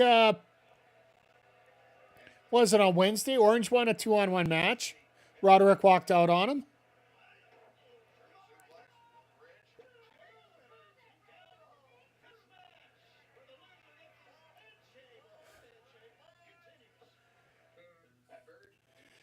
And then they just go straight into a Burger King commercial. That's great. Do it your own way. Do it your own way. And I feel that thunder as it came. But no, Homer, good to see you tonight. Yeah, it's been a fun night so far. And we're, about halfway through it right now? We still got the ladder match. We still got the world title match. I think that's all we got left. Which means they're going to give plenty of time to that ladder match. That's for damn sure.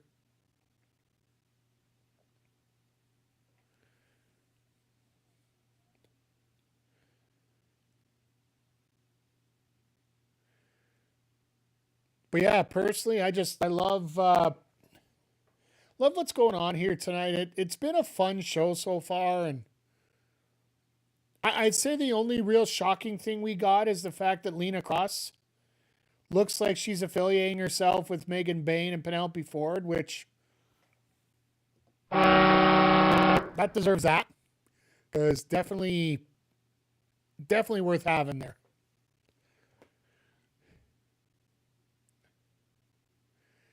Got the Army helmet. There you go.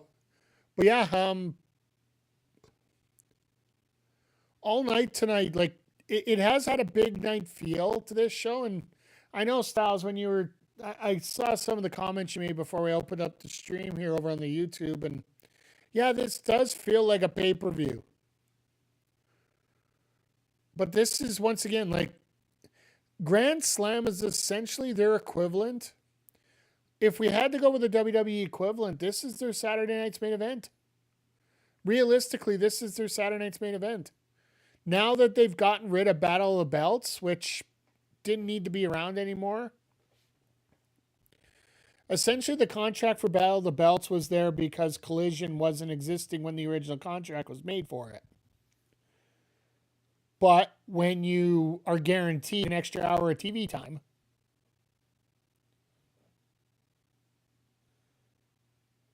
when you when a promotion's guaranteed an extra hour of TV time every 4 months or every 3 months, an extra hour, you don't give that up, even if you do get an extra 2 hours on Saturdays. Make it a third hour. You take as much time as you can because you get that revenue, you get that eyes, you get the product out there more.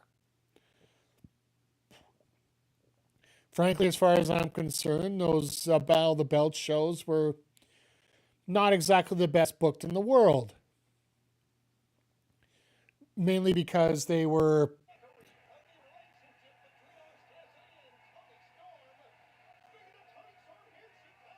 Oh my God. Tony comes down, just immediately kicks Wheeler in the nuts.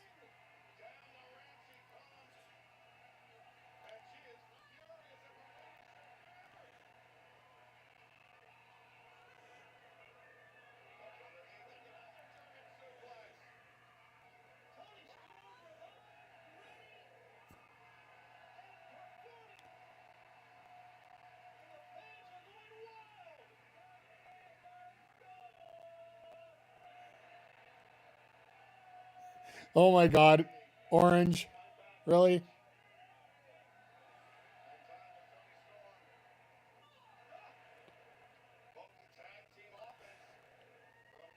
All right, Styles, you have yourself a great night. We'll be back on Wednesday for Dynamite. We are going to be on tomorrow night, hopefully with some Fortnite. It's either tomorrow or Tuesday. Oh my God. Beach Breakup Marina.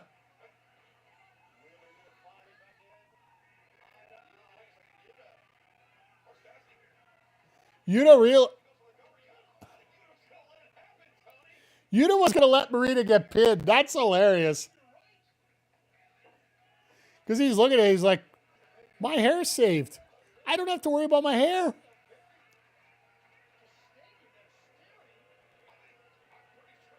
Cassie and Tony completely unserious. Marina extremely serious, but it works. Yeah.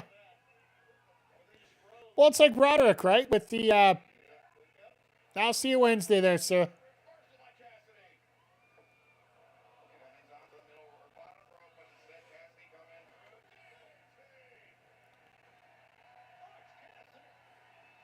But it's that opposite kind of styles, right? Like it's...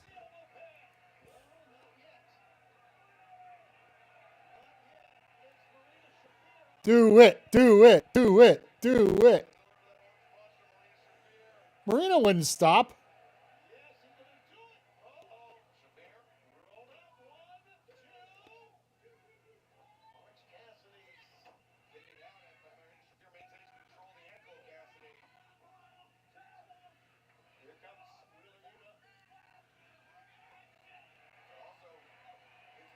Oh.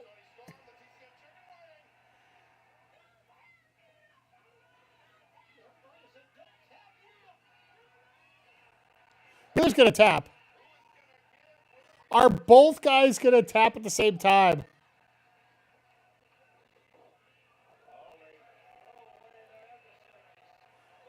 Equal rights, equal lefts, don't hold back. Absolutely. And it's something we want to start seeing more in our intergender, right? Especially when you got the weight classes the way they are right now with the...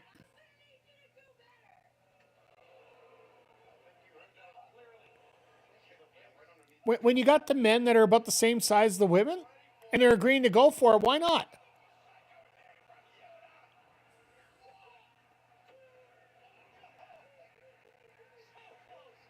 Could you imagine a bald Tony?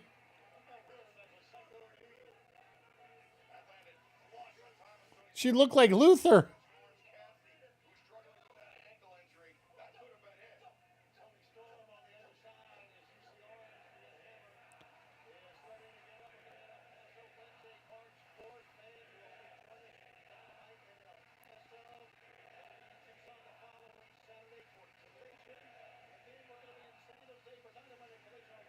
Yuta's going bald. Yuta's got to be going bald here. Even though Orange is pretty much...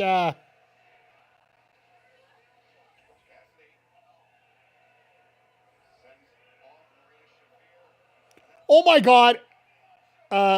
Yuta. Why is that always happening to him?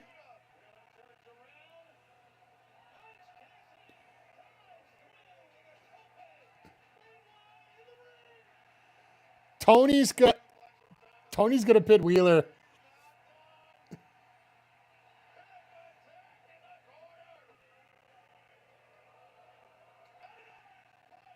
Here we go.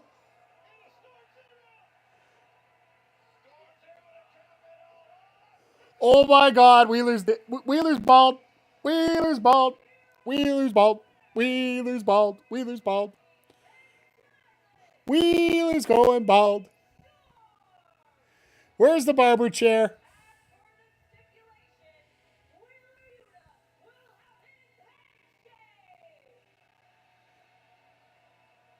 At least he doesn't have to get the beard done, right? So Marina doesn't have to get shaven, no. It's only the person who takes the fall that gets the shave. So it's Lily Wheeler. Oh, there's Mina.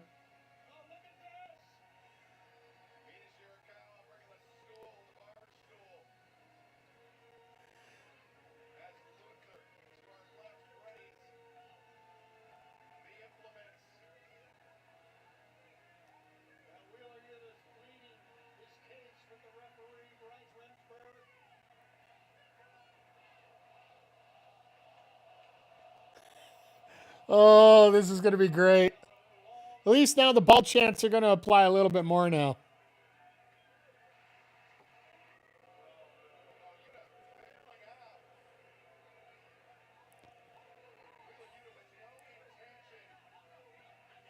Marina puts him to sleep just because it's part of the deal.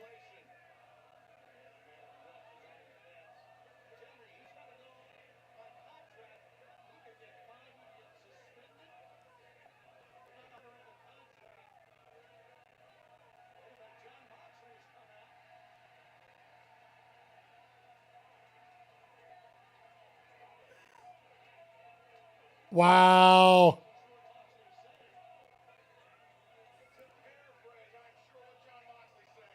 Moxley's saying, be a man, do this.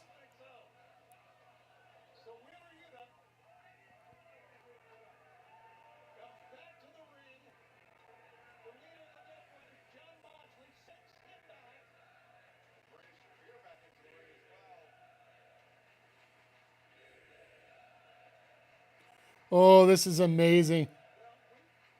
Mox IRA going black from that broken. Yeah.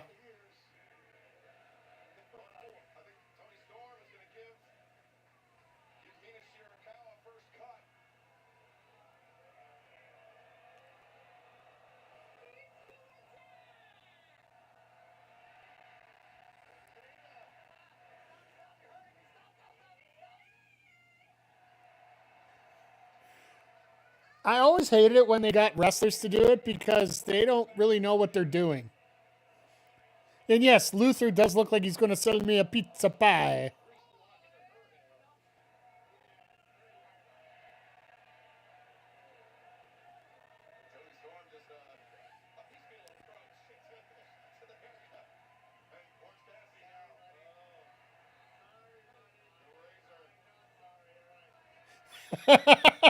Sorry, buddy. No, I'm not sorry. No, it's all good. I'm not sorry.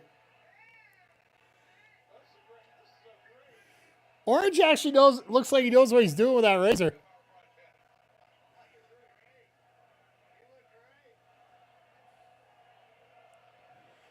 And Mox is like, you shithead.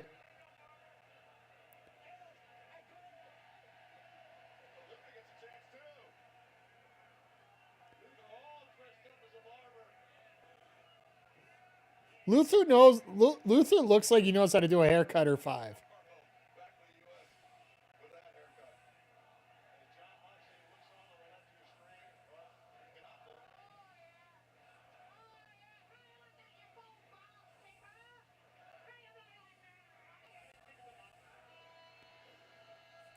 Could this be the thing that changes up the Death Riders?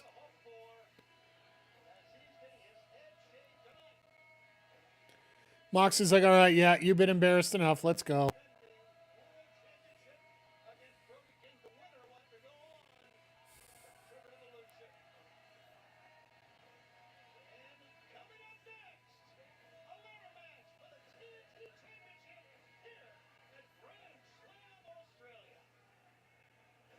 Oh, he is pissed. Oh, he is pissed. All right, well, it looks like they might be giving half an hour for the last two matches here tonight. It sort of makes sense because one's a ladder match that, it's Fletcher. We all know what Fletcher's going to do in a match like this. He's going to go insane, as he always does.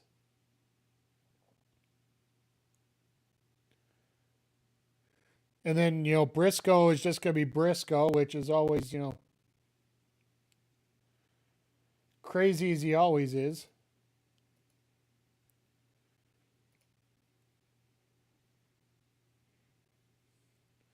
Sorry, it's funny. I was just looking up the top line of my screen on the Twitch side. It's supposed to be a scoreboard up there, but I forgot there's no games tonight.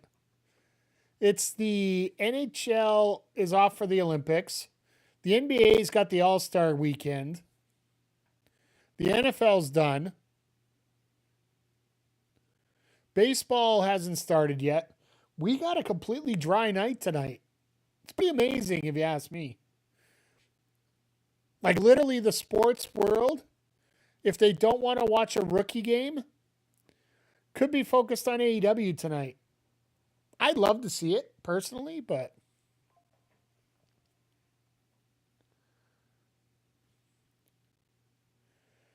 all in all tonight, there's been a very good feeling about everything that's been going on tonight in terms of the card.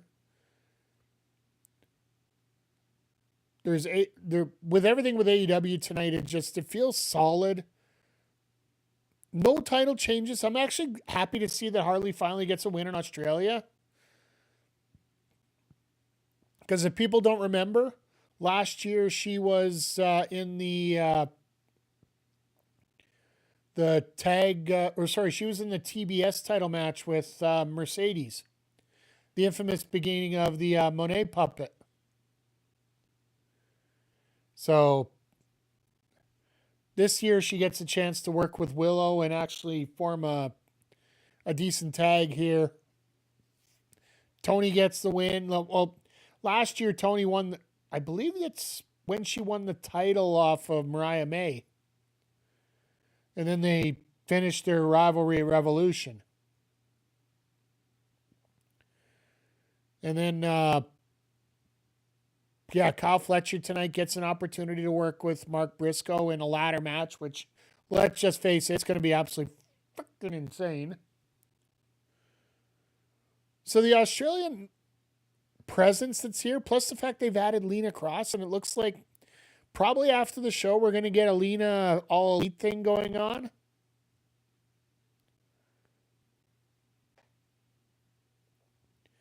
Because I know before it was visa issues with Lena Cross, so.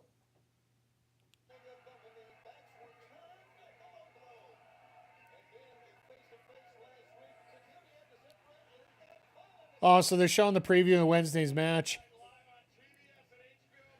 Wednesday's going to be a humdinger of a show, folks, as well. So don't you dare miss it. So they're basically heading through California with a stop in Australia in the middle.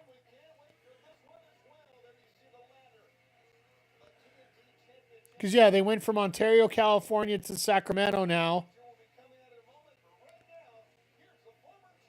And then next Saturday, they're in San Diego.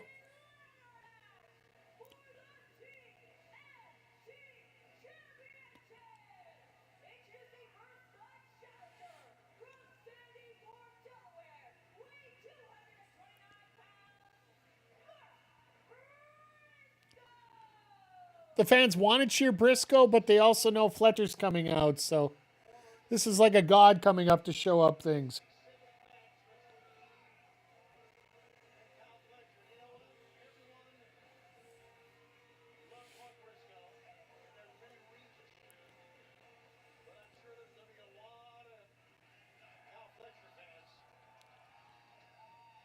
This is the beginning of the Bizarro world, right?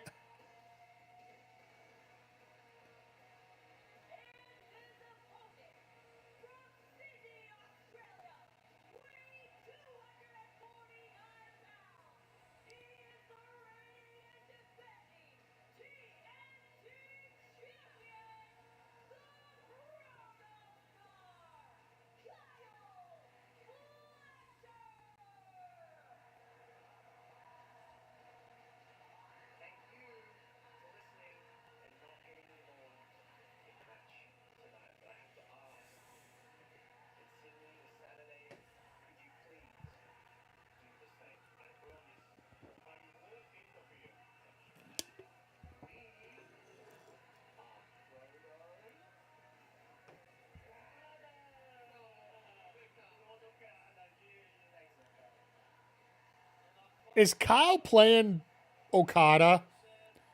I think he is. I think him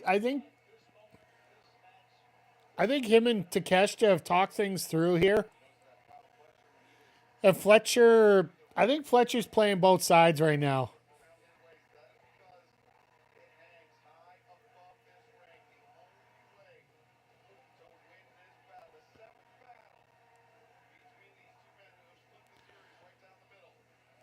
I like that a ladder match is going to be the final one to end this. Hopefully they don't end up with another match after this. Because realistically, I don't. How much can you beat a dead horse on this one?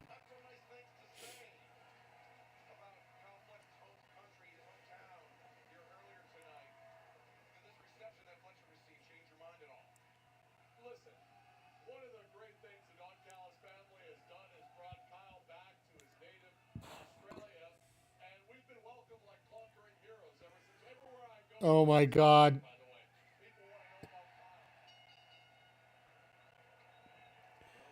Callis, I swear, you know, the level of delusion that he uses throughout this is just insane.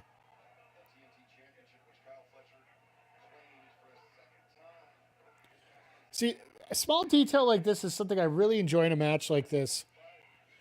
One thing that annoys me in a grudge match like this, you do not start a match like this with just a collar and elbow. You literally, you should be starting a match like this with guys throwing fists.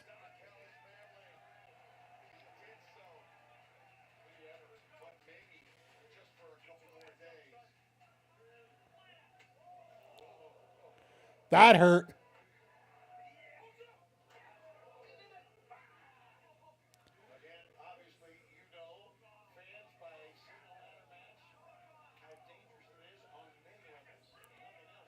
Oh, this is a little bit of insanity here going through. A little half and half.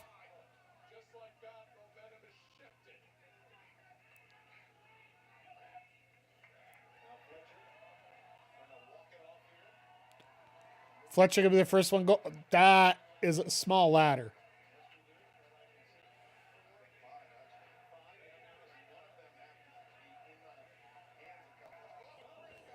You almost felt like that was coming based on what they've been doing all match here.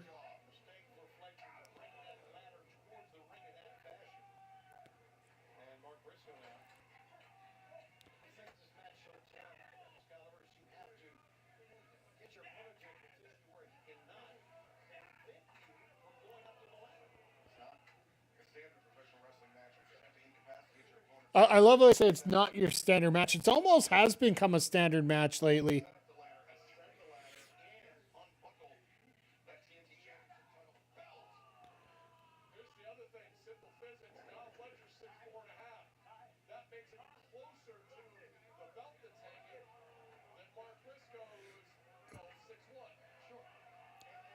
Three inches means a whole lot, right?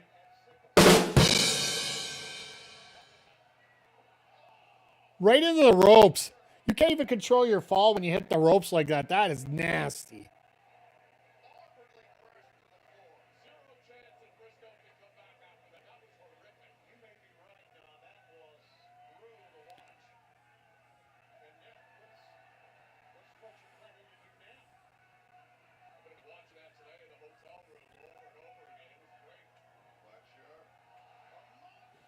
All right, just a random moonsault off the ladder.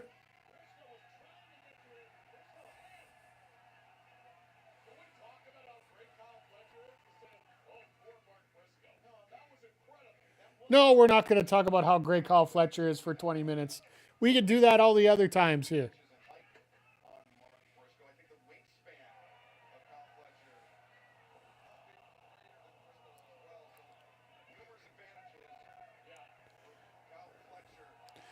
You can tell it's a little bigger show too because they got Excalibur out there. I just recognize that they have Excalibur and Shivani working this rather than Nigel.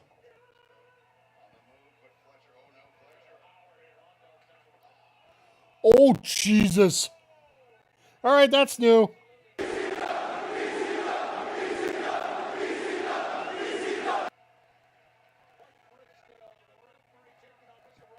That was just a little bit of rough right there.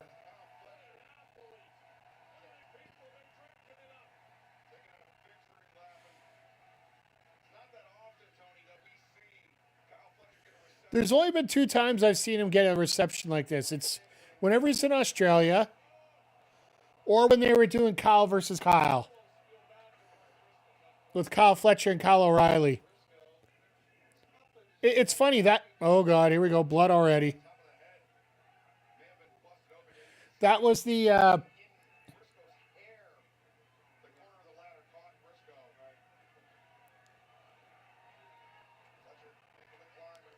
why is it whenever they're in a ladder match, everybody forgets how to climb a ladder?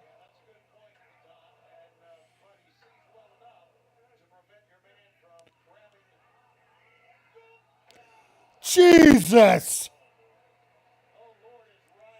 He almost over-rotated there, and that would have been a little bit of rough.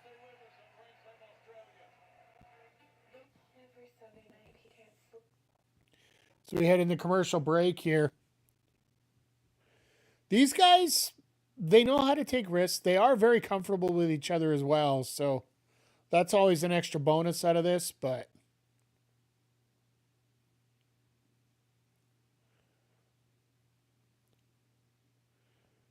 oh boy, we got Giuseppe Pizza on our screen here, so. But yeah, it's either way, if it's Briscoe that comes out, if it's Fletcher that comes out, I want to see the opportunity for Ciampa to get back into the scene on this, even if it takes a little bit of time. I almost think that possibly at the pay-per-view, we could do Fletcher, Briscoe, and Ciampa, all 3 of them at the same time. That would be absolutely pretty insane.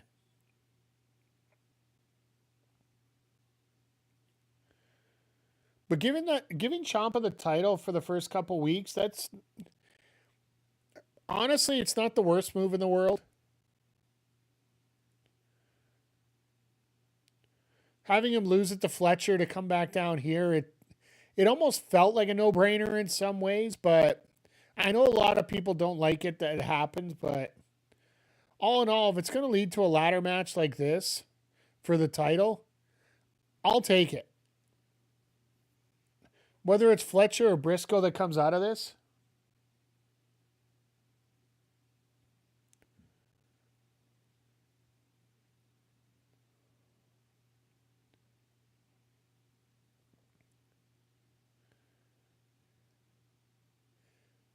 And I'm looking forward to see what's going to happen. Like, all these titles right now are in very good hands. The divisions are setting up quite well with quite a few challengers. And a lot of the stories that they have going on here, they just don't feel like they're getting carried on a whole lot. So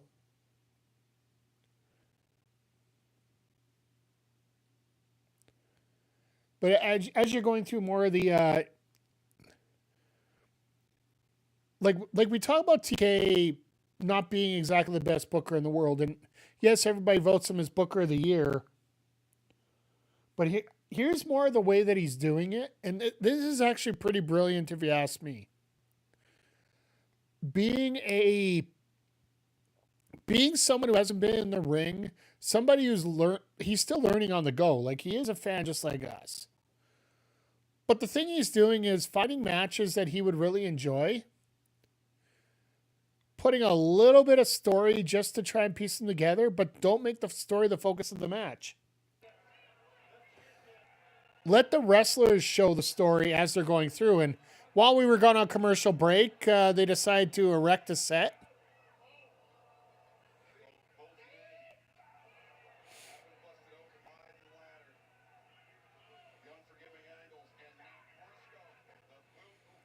I'm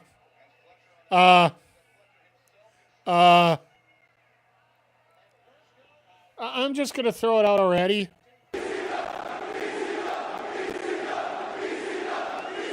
Froggy ball off the ladder.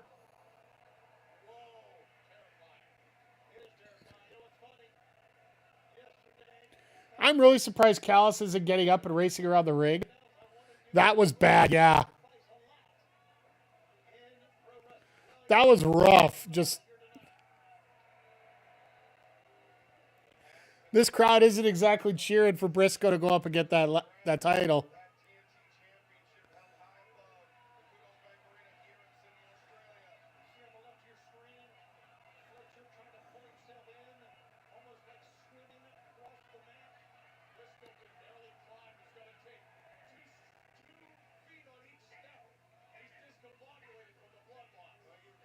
I wouldn't say discombobulated from the blood loss. He's just damn tired from all the action going on.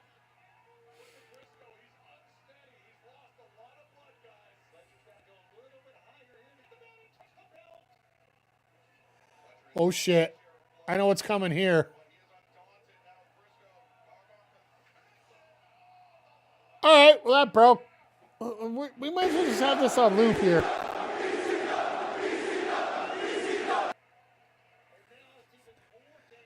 The scary thing is right now, we got McGee here who's about 20 seconds ahead of us here, so don't fucking show the cut. Why are you showing the cut? You dumb.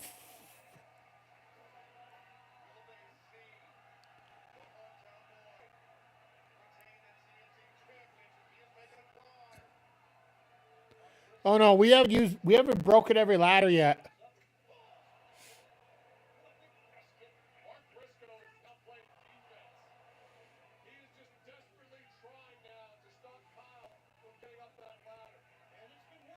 This.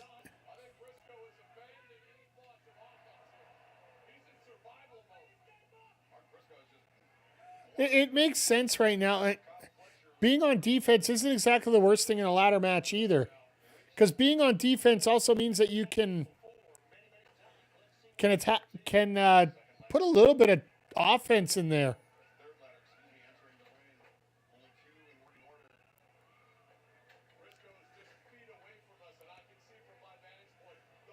So I really do laugh at the fact that these guys have to paint the ladders black. You know why they do that, right? It's the same reason why Slim Jim gets their table. If the ladder company's not gonna pay for the branding, or maybe they don't want to be associated with the branding. Oh shit! Could you imagine a brainbuster on a ladder like that?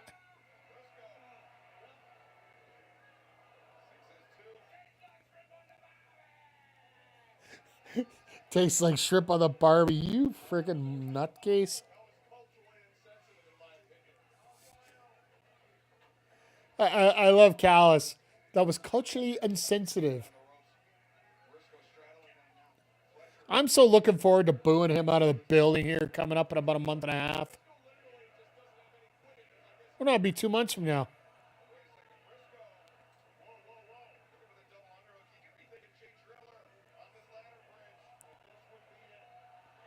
Oh, God.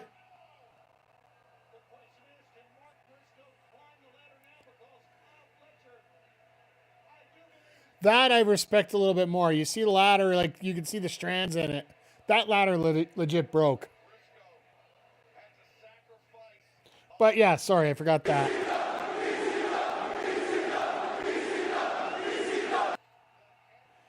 Damn.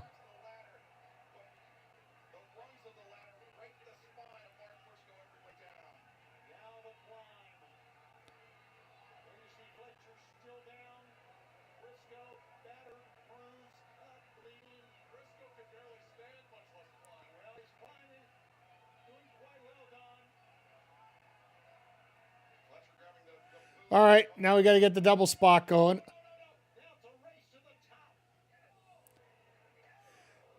I'm surprised Callis isn't in there trying to interfere.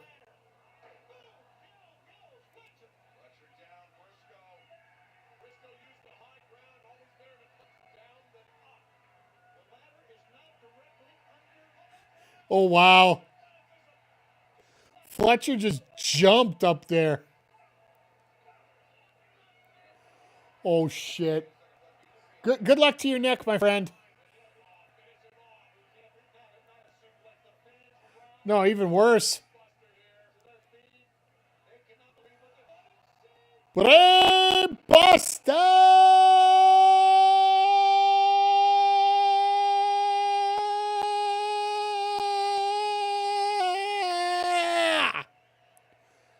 Need to stretch that one out.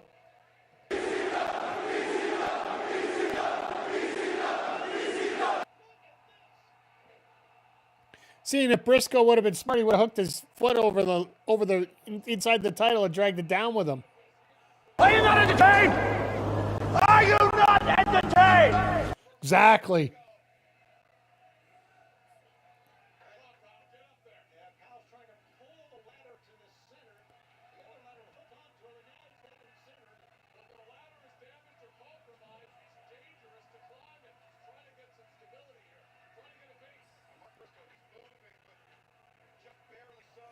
Oh, here we go. Another ladder.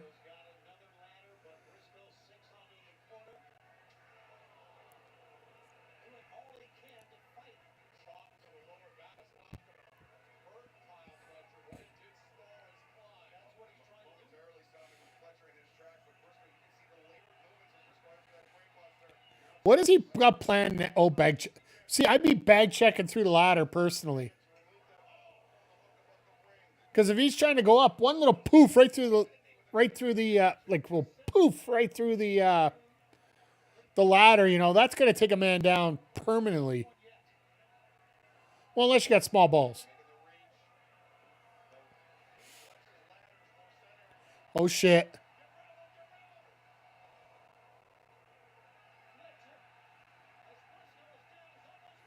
The ladder was on sideways. It was supposed to be straight up, and Knox fucked it up.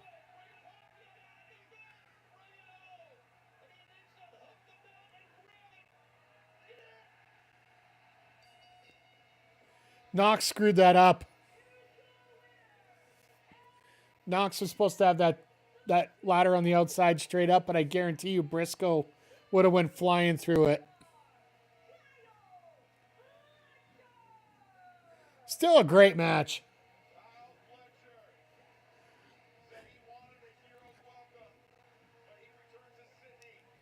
Fletcher delivers again. What? Wow, water is wet. A couple things that are consistent here right now.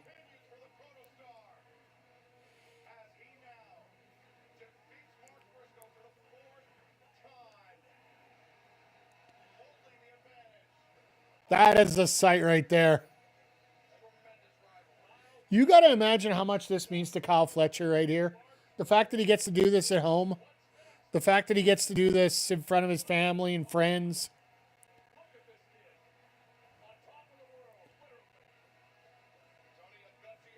Comes home a returning hero and puts on a hell of a performance as he always does.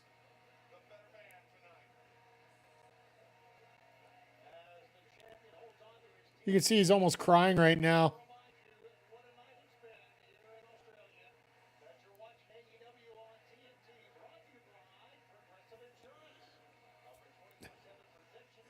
Always got to remember it is a TV show, right? And Aubrey's just holding the ladder, just making sure.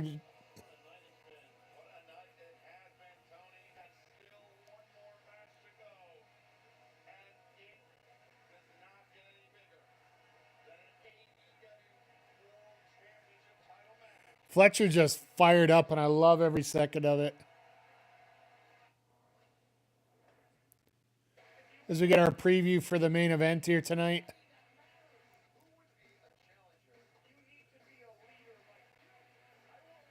It's going to be interesting to see what they do with the start of the match. If they're going to edit some stuff or not. I will say point blank, there was another chant before this match. I don't know anything else besides that, but that wasn't hard to hide from.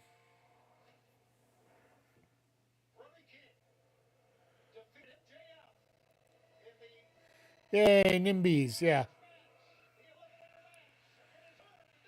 They might actually just edit it right out. You never know. Wouldn't hurt my feelings either way.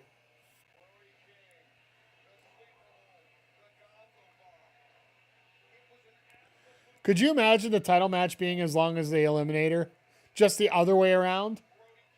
Where MJF just kicks Brody in the dick before the match and just hits him with the heat seeker and ends it right there.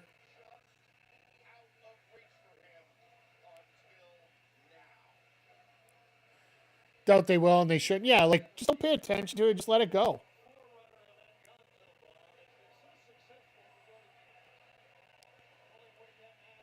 It's like when you're doing a promo in the ring. You just let the fans air out what they need to air out, and then once you're done, just whatever.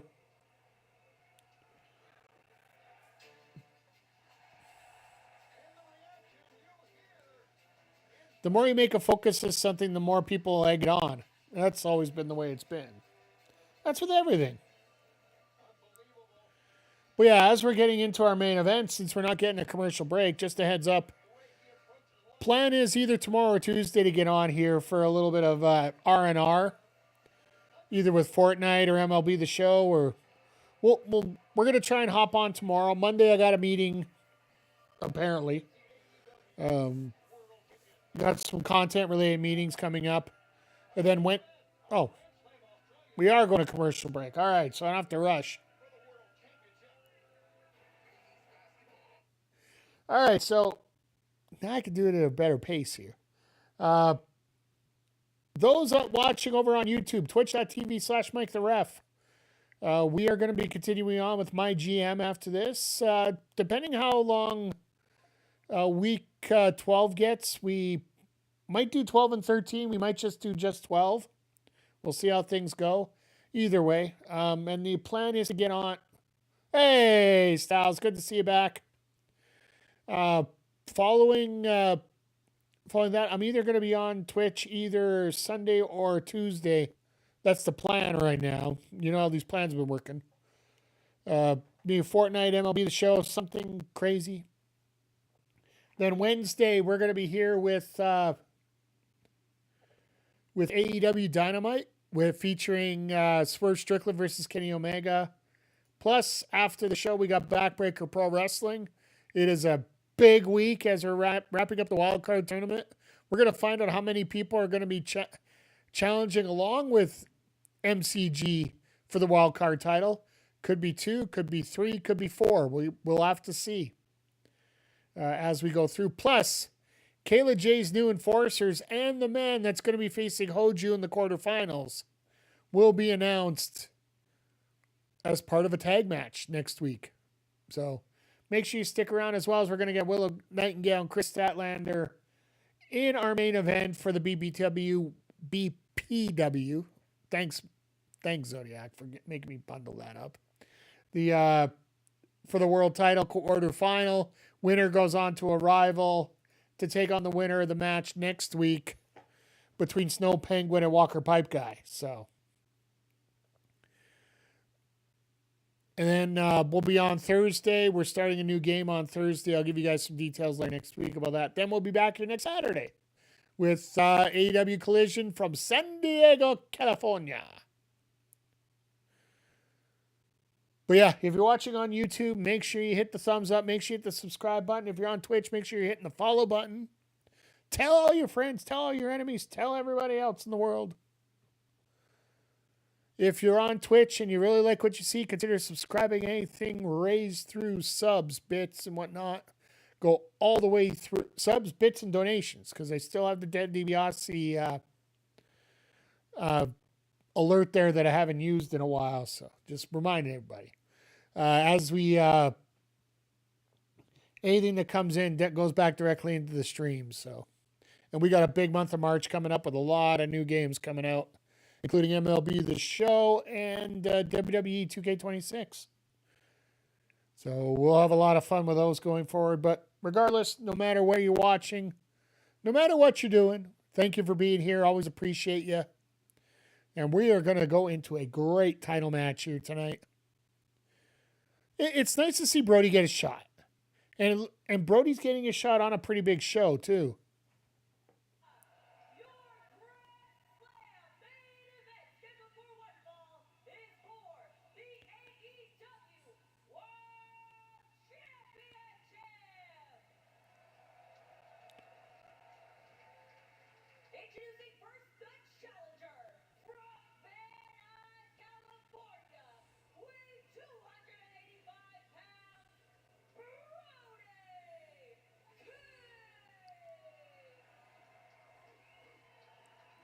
3-0 record, 2026.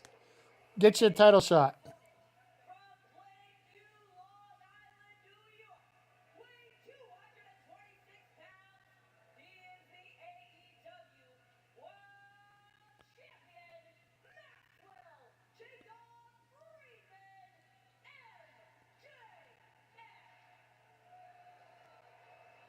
No banner. No banner at Grand Slam.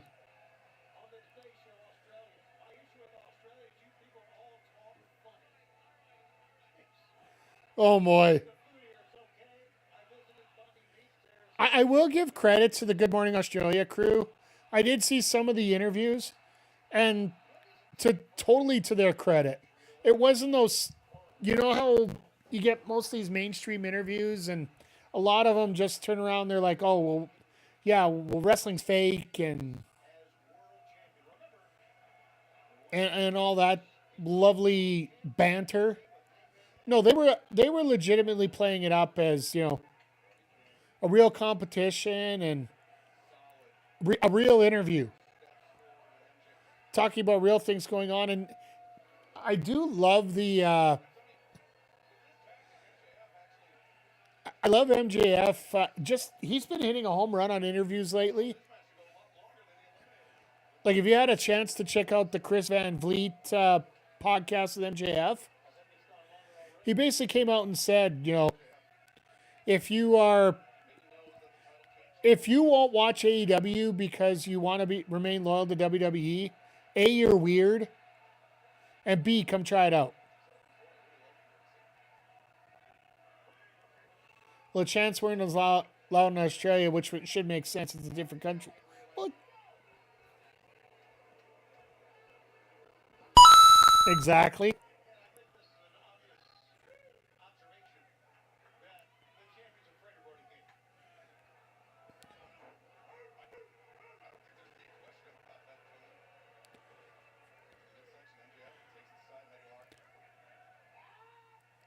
I will give MJF a ton of credit. Like, as he's going through,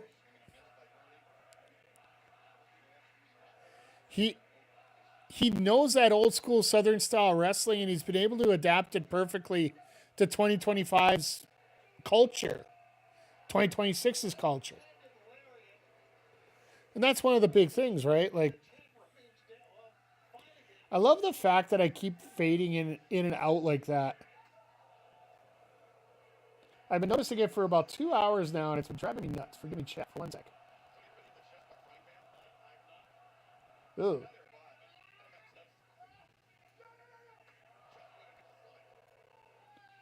That is a lot of white. Better. My white balance was set to automatic, so it kept flipping up and down, up and down, up and down. That's why it kept being rotating from a pale ghost to... Sorry about that, chat. Right.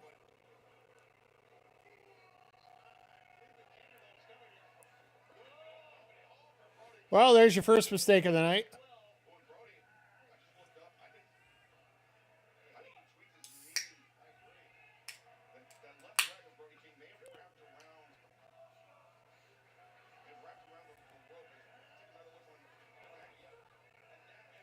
No, he just landed on it solidly.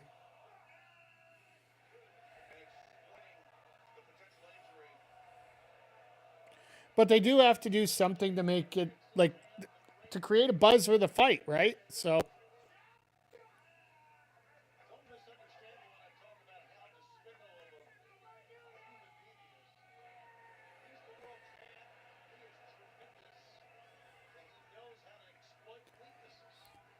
MGF's a great champ, and once again, it's just... I've said it before, I'll say it again. To make him a perfect wrestler in this position, you just need to fine-tune the promos just a little bit. Not a lot, but he has a tendency to get off point rather quickly sometimes. And he's gotten better at it. Which, that's all you ever ask for, is if a wrestler can get better at what he's doing.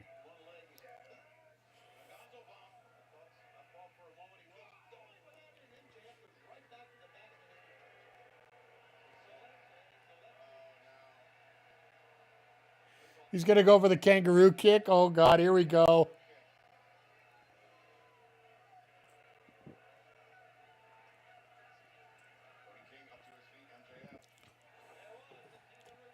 It worked. And MJF reminds everybody that they're number one.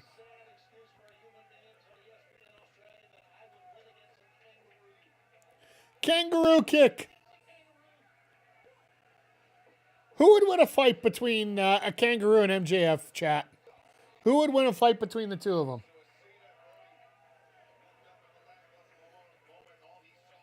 Because the thing is, a kangaroo can go a lot faster than a human. So I'm pretty... Mike did...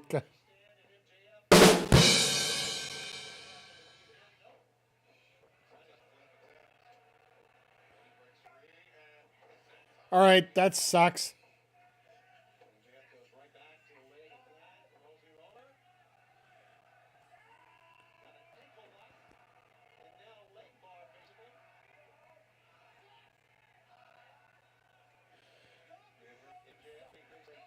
The great story they're telling here about Brody, like, it is the classic big man, small man matchup where you want to take out the legs of the big guy.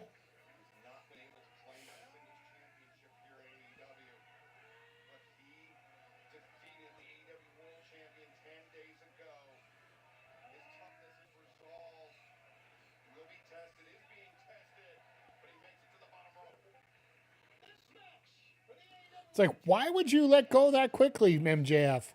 You're a dastardly heel. So we go into another commercial break. Now, this has been a very well thought out story as they've been going through here, working over Brody's leg, and the commentators, I think, missed how it happened, but enough of the why is in there enough that they don't have to worry about it a whole lot. But the wrestlers are telling a story in the ring, and that's what I was talking about earlier. Like, yes, we have the whole thing with Hangman and how the distraction from Hangman caused Brody to win the Eliminator match and get this championship match. But this also just automatically clicks in the big man, small man match. They don't focus on the story on that end, and they're focusing about what the story they can tell in the ring. And to me, that's just... For somebody who doesn't watch AEW a whole lot, it actually would be a big bonus.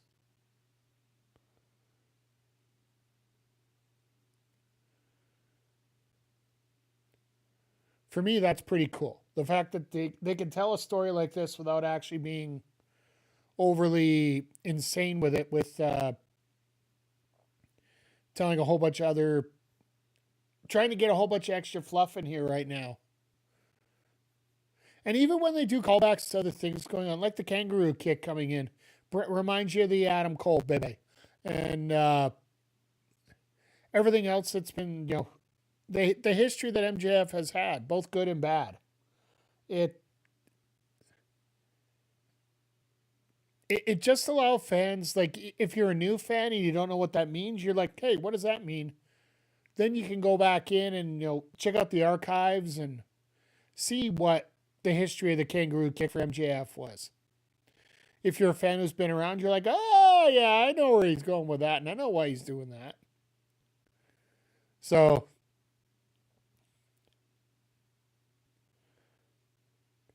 but the thing is, you don't have to shove every little piece of history down people's throats, right? So,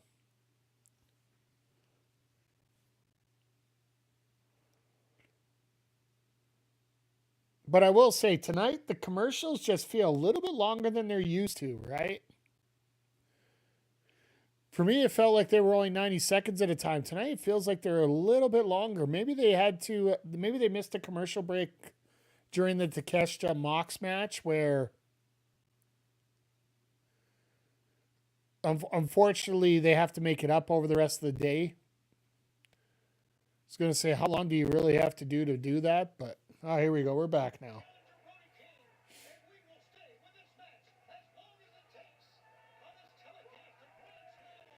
There's no way that they get extra time tonight, do they? Oh, Jesus. Brody hurting like a son of a gun, but he still gets that tope out.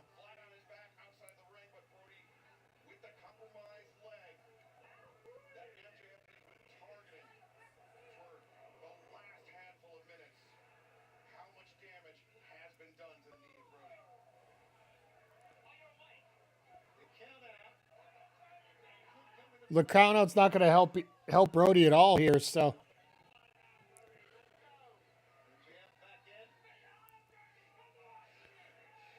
Shout out to MJF for wearing the pink on Valentine's Day, of course. I know Alicia's out in town as well for him.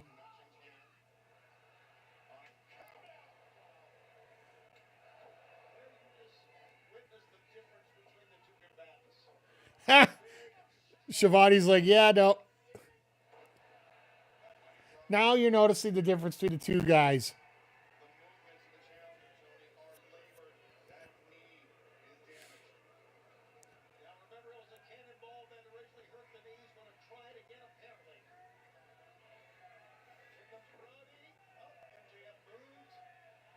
This might not be good.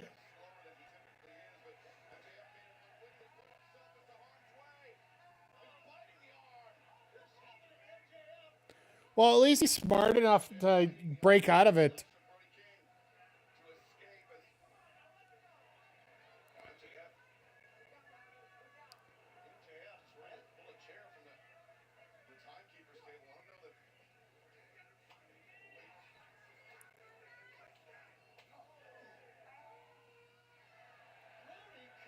Well, Brody just returned the favor there with a bite.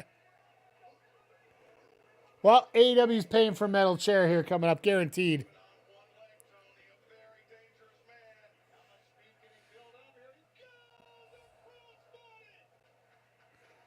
That chair did not break whatsoever. I'm actually impressed. Normally at a folding chair, that thing would be compressed into a million pieces.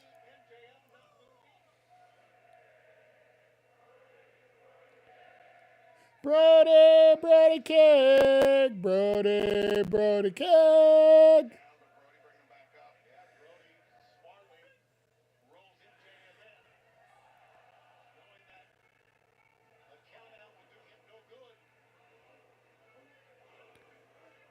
This crowd has been awesome tonight.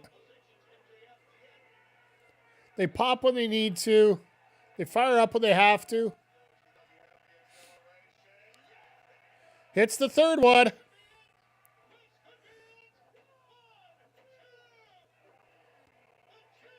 Nice kick out at 2 there.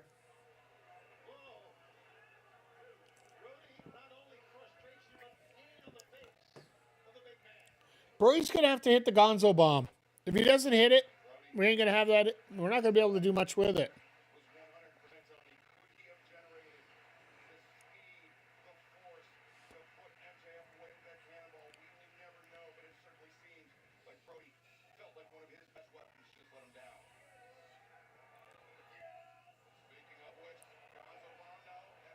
Into the sleeper.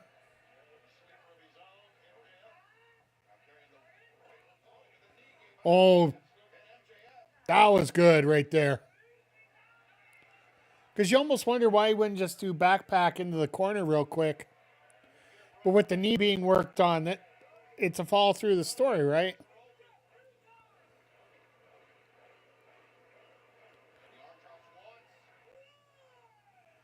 Oh, yeah, it's Remsburg. You got to do 3.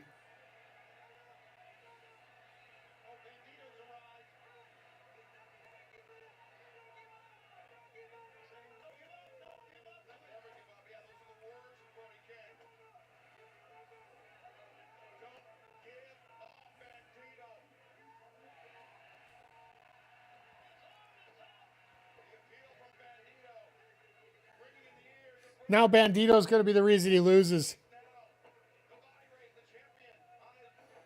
All right. That would pull a groin for me if I was MJF right there. Just having all that body come into me like that. Yes, I know that sounded bad, but it is what it is. Oh, here comes MJF. He's going to try and get a DQ out of Bandito.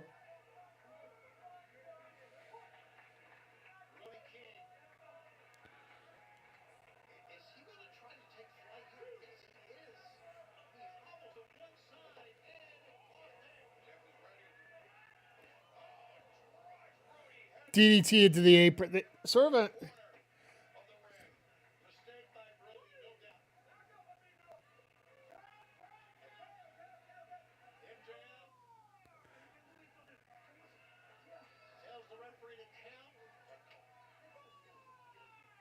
That was a quick 5. 1-4-5? That's why I know we're not going overtime.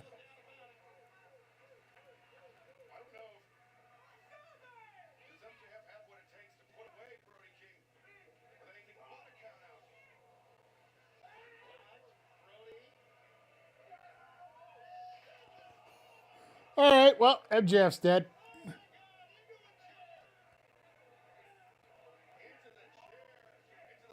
Don't know if we've seen Brody get this beat up at AEW before. No.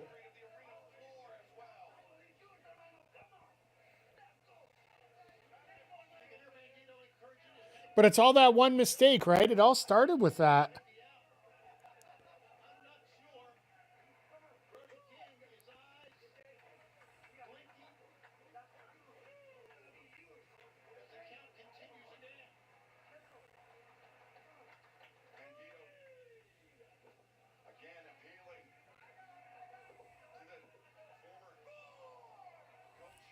And watch this. MJF takes a count out.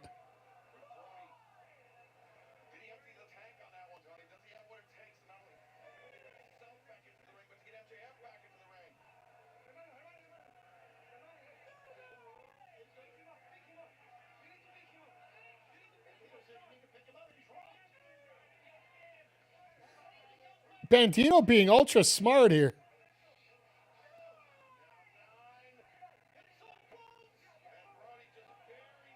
Wow. All right. I like the timing on that. That's appreciated.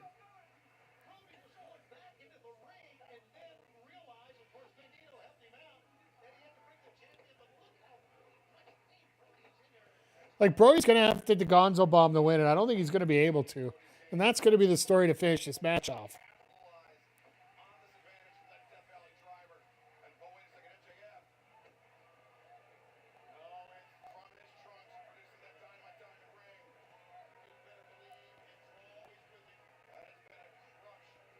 Oh, here we go. Rebsburg, of course.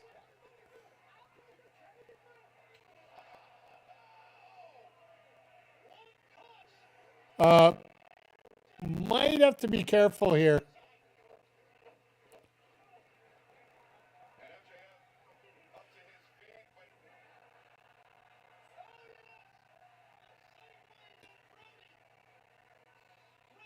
Remsburg, he's in the ropes. He's in the damn ropes. Would that not be a break?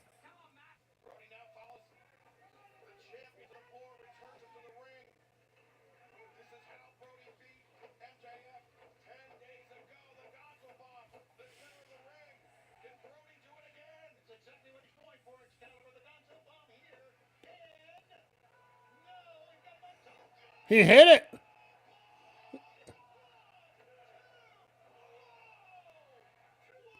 All right, I gotta give MJF credit. Kick it out on that.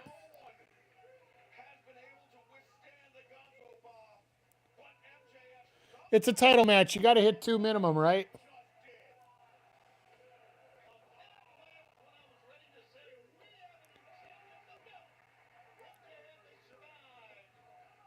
All the credit to MJF for kicking out there, but it's going to have to be some kind of screwy finish, I think.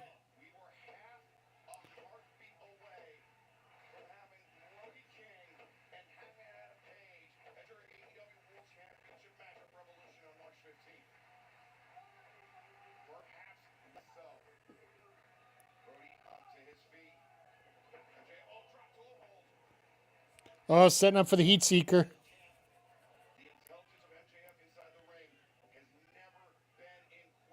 It almost makes me. What's he doing here?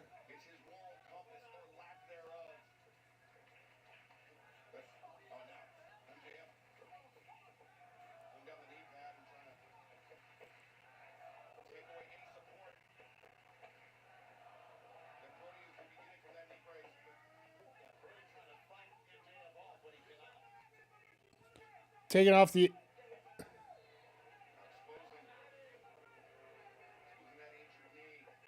Now he bites the knee.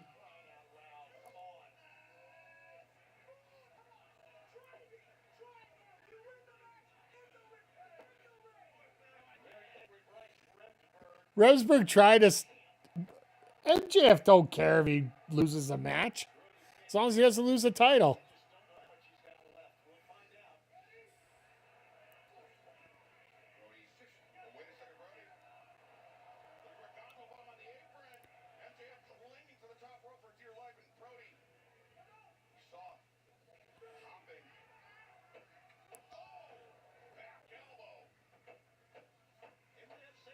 Oh shit.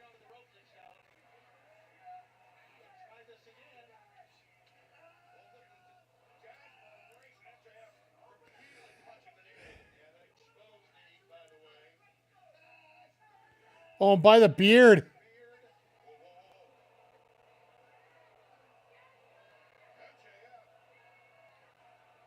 Holy shit. He's walking with him.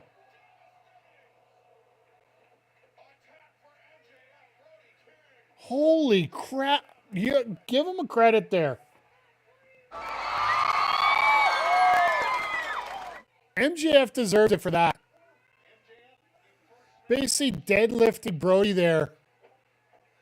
Because from that position, you don't get any support getting held over.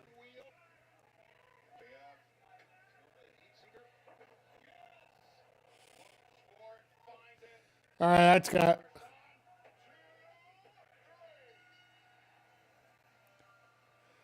I think he just literally went over to Brody and said thank you. Just a fantastic way to finish.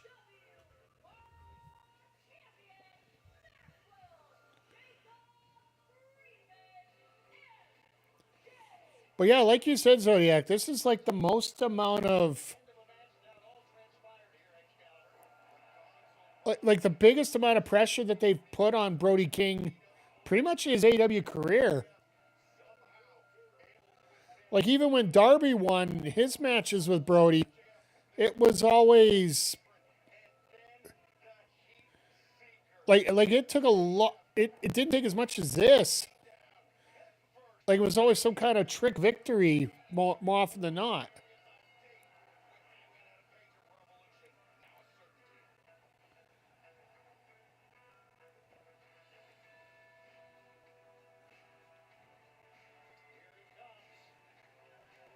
Oh, bringing up the contract. That brings back memories, doesn't it? Coffin, yeah, exactly. Like a coffin drop out of nowhere.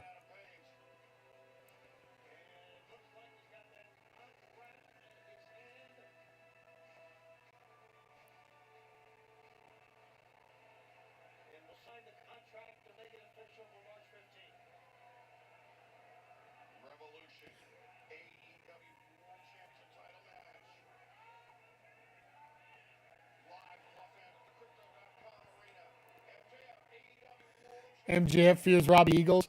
I got a feeling they're probably going to do that as a dark match tomorrow.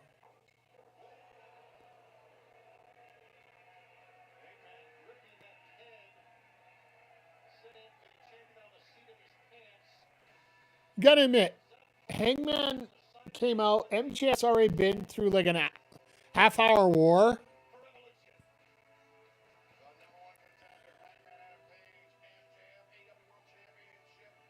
But there's your main event for the 15th of March.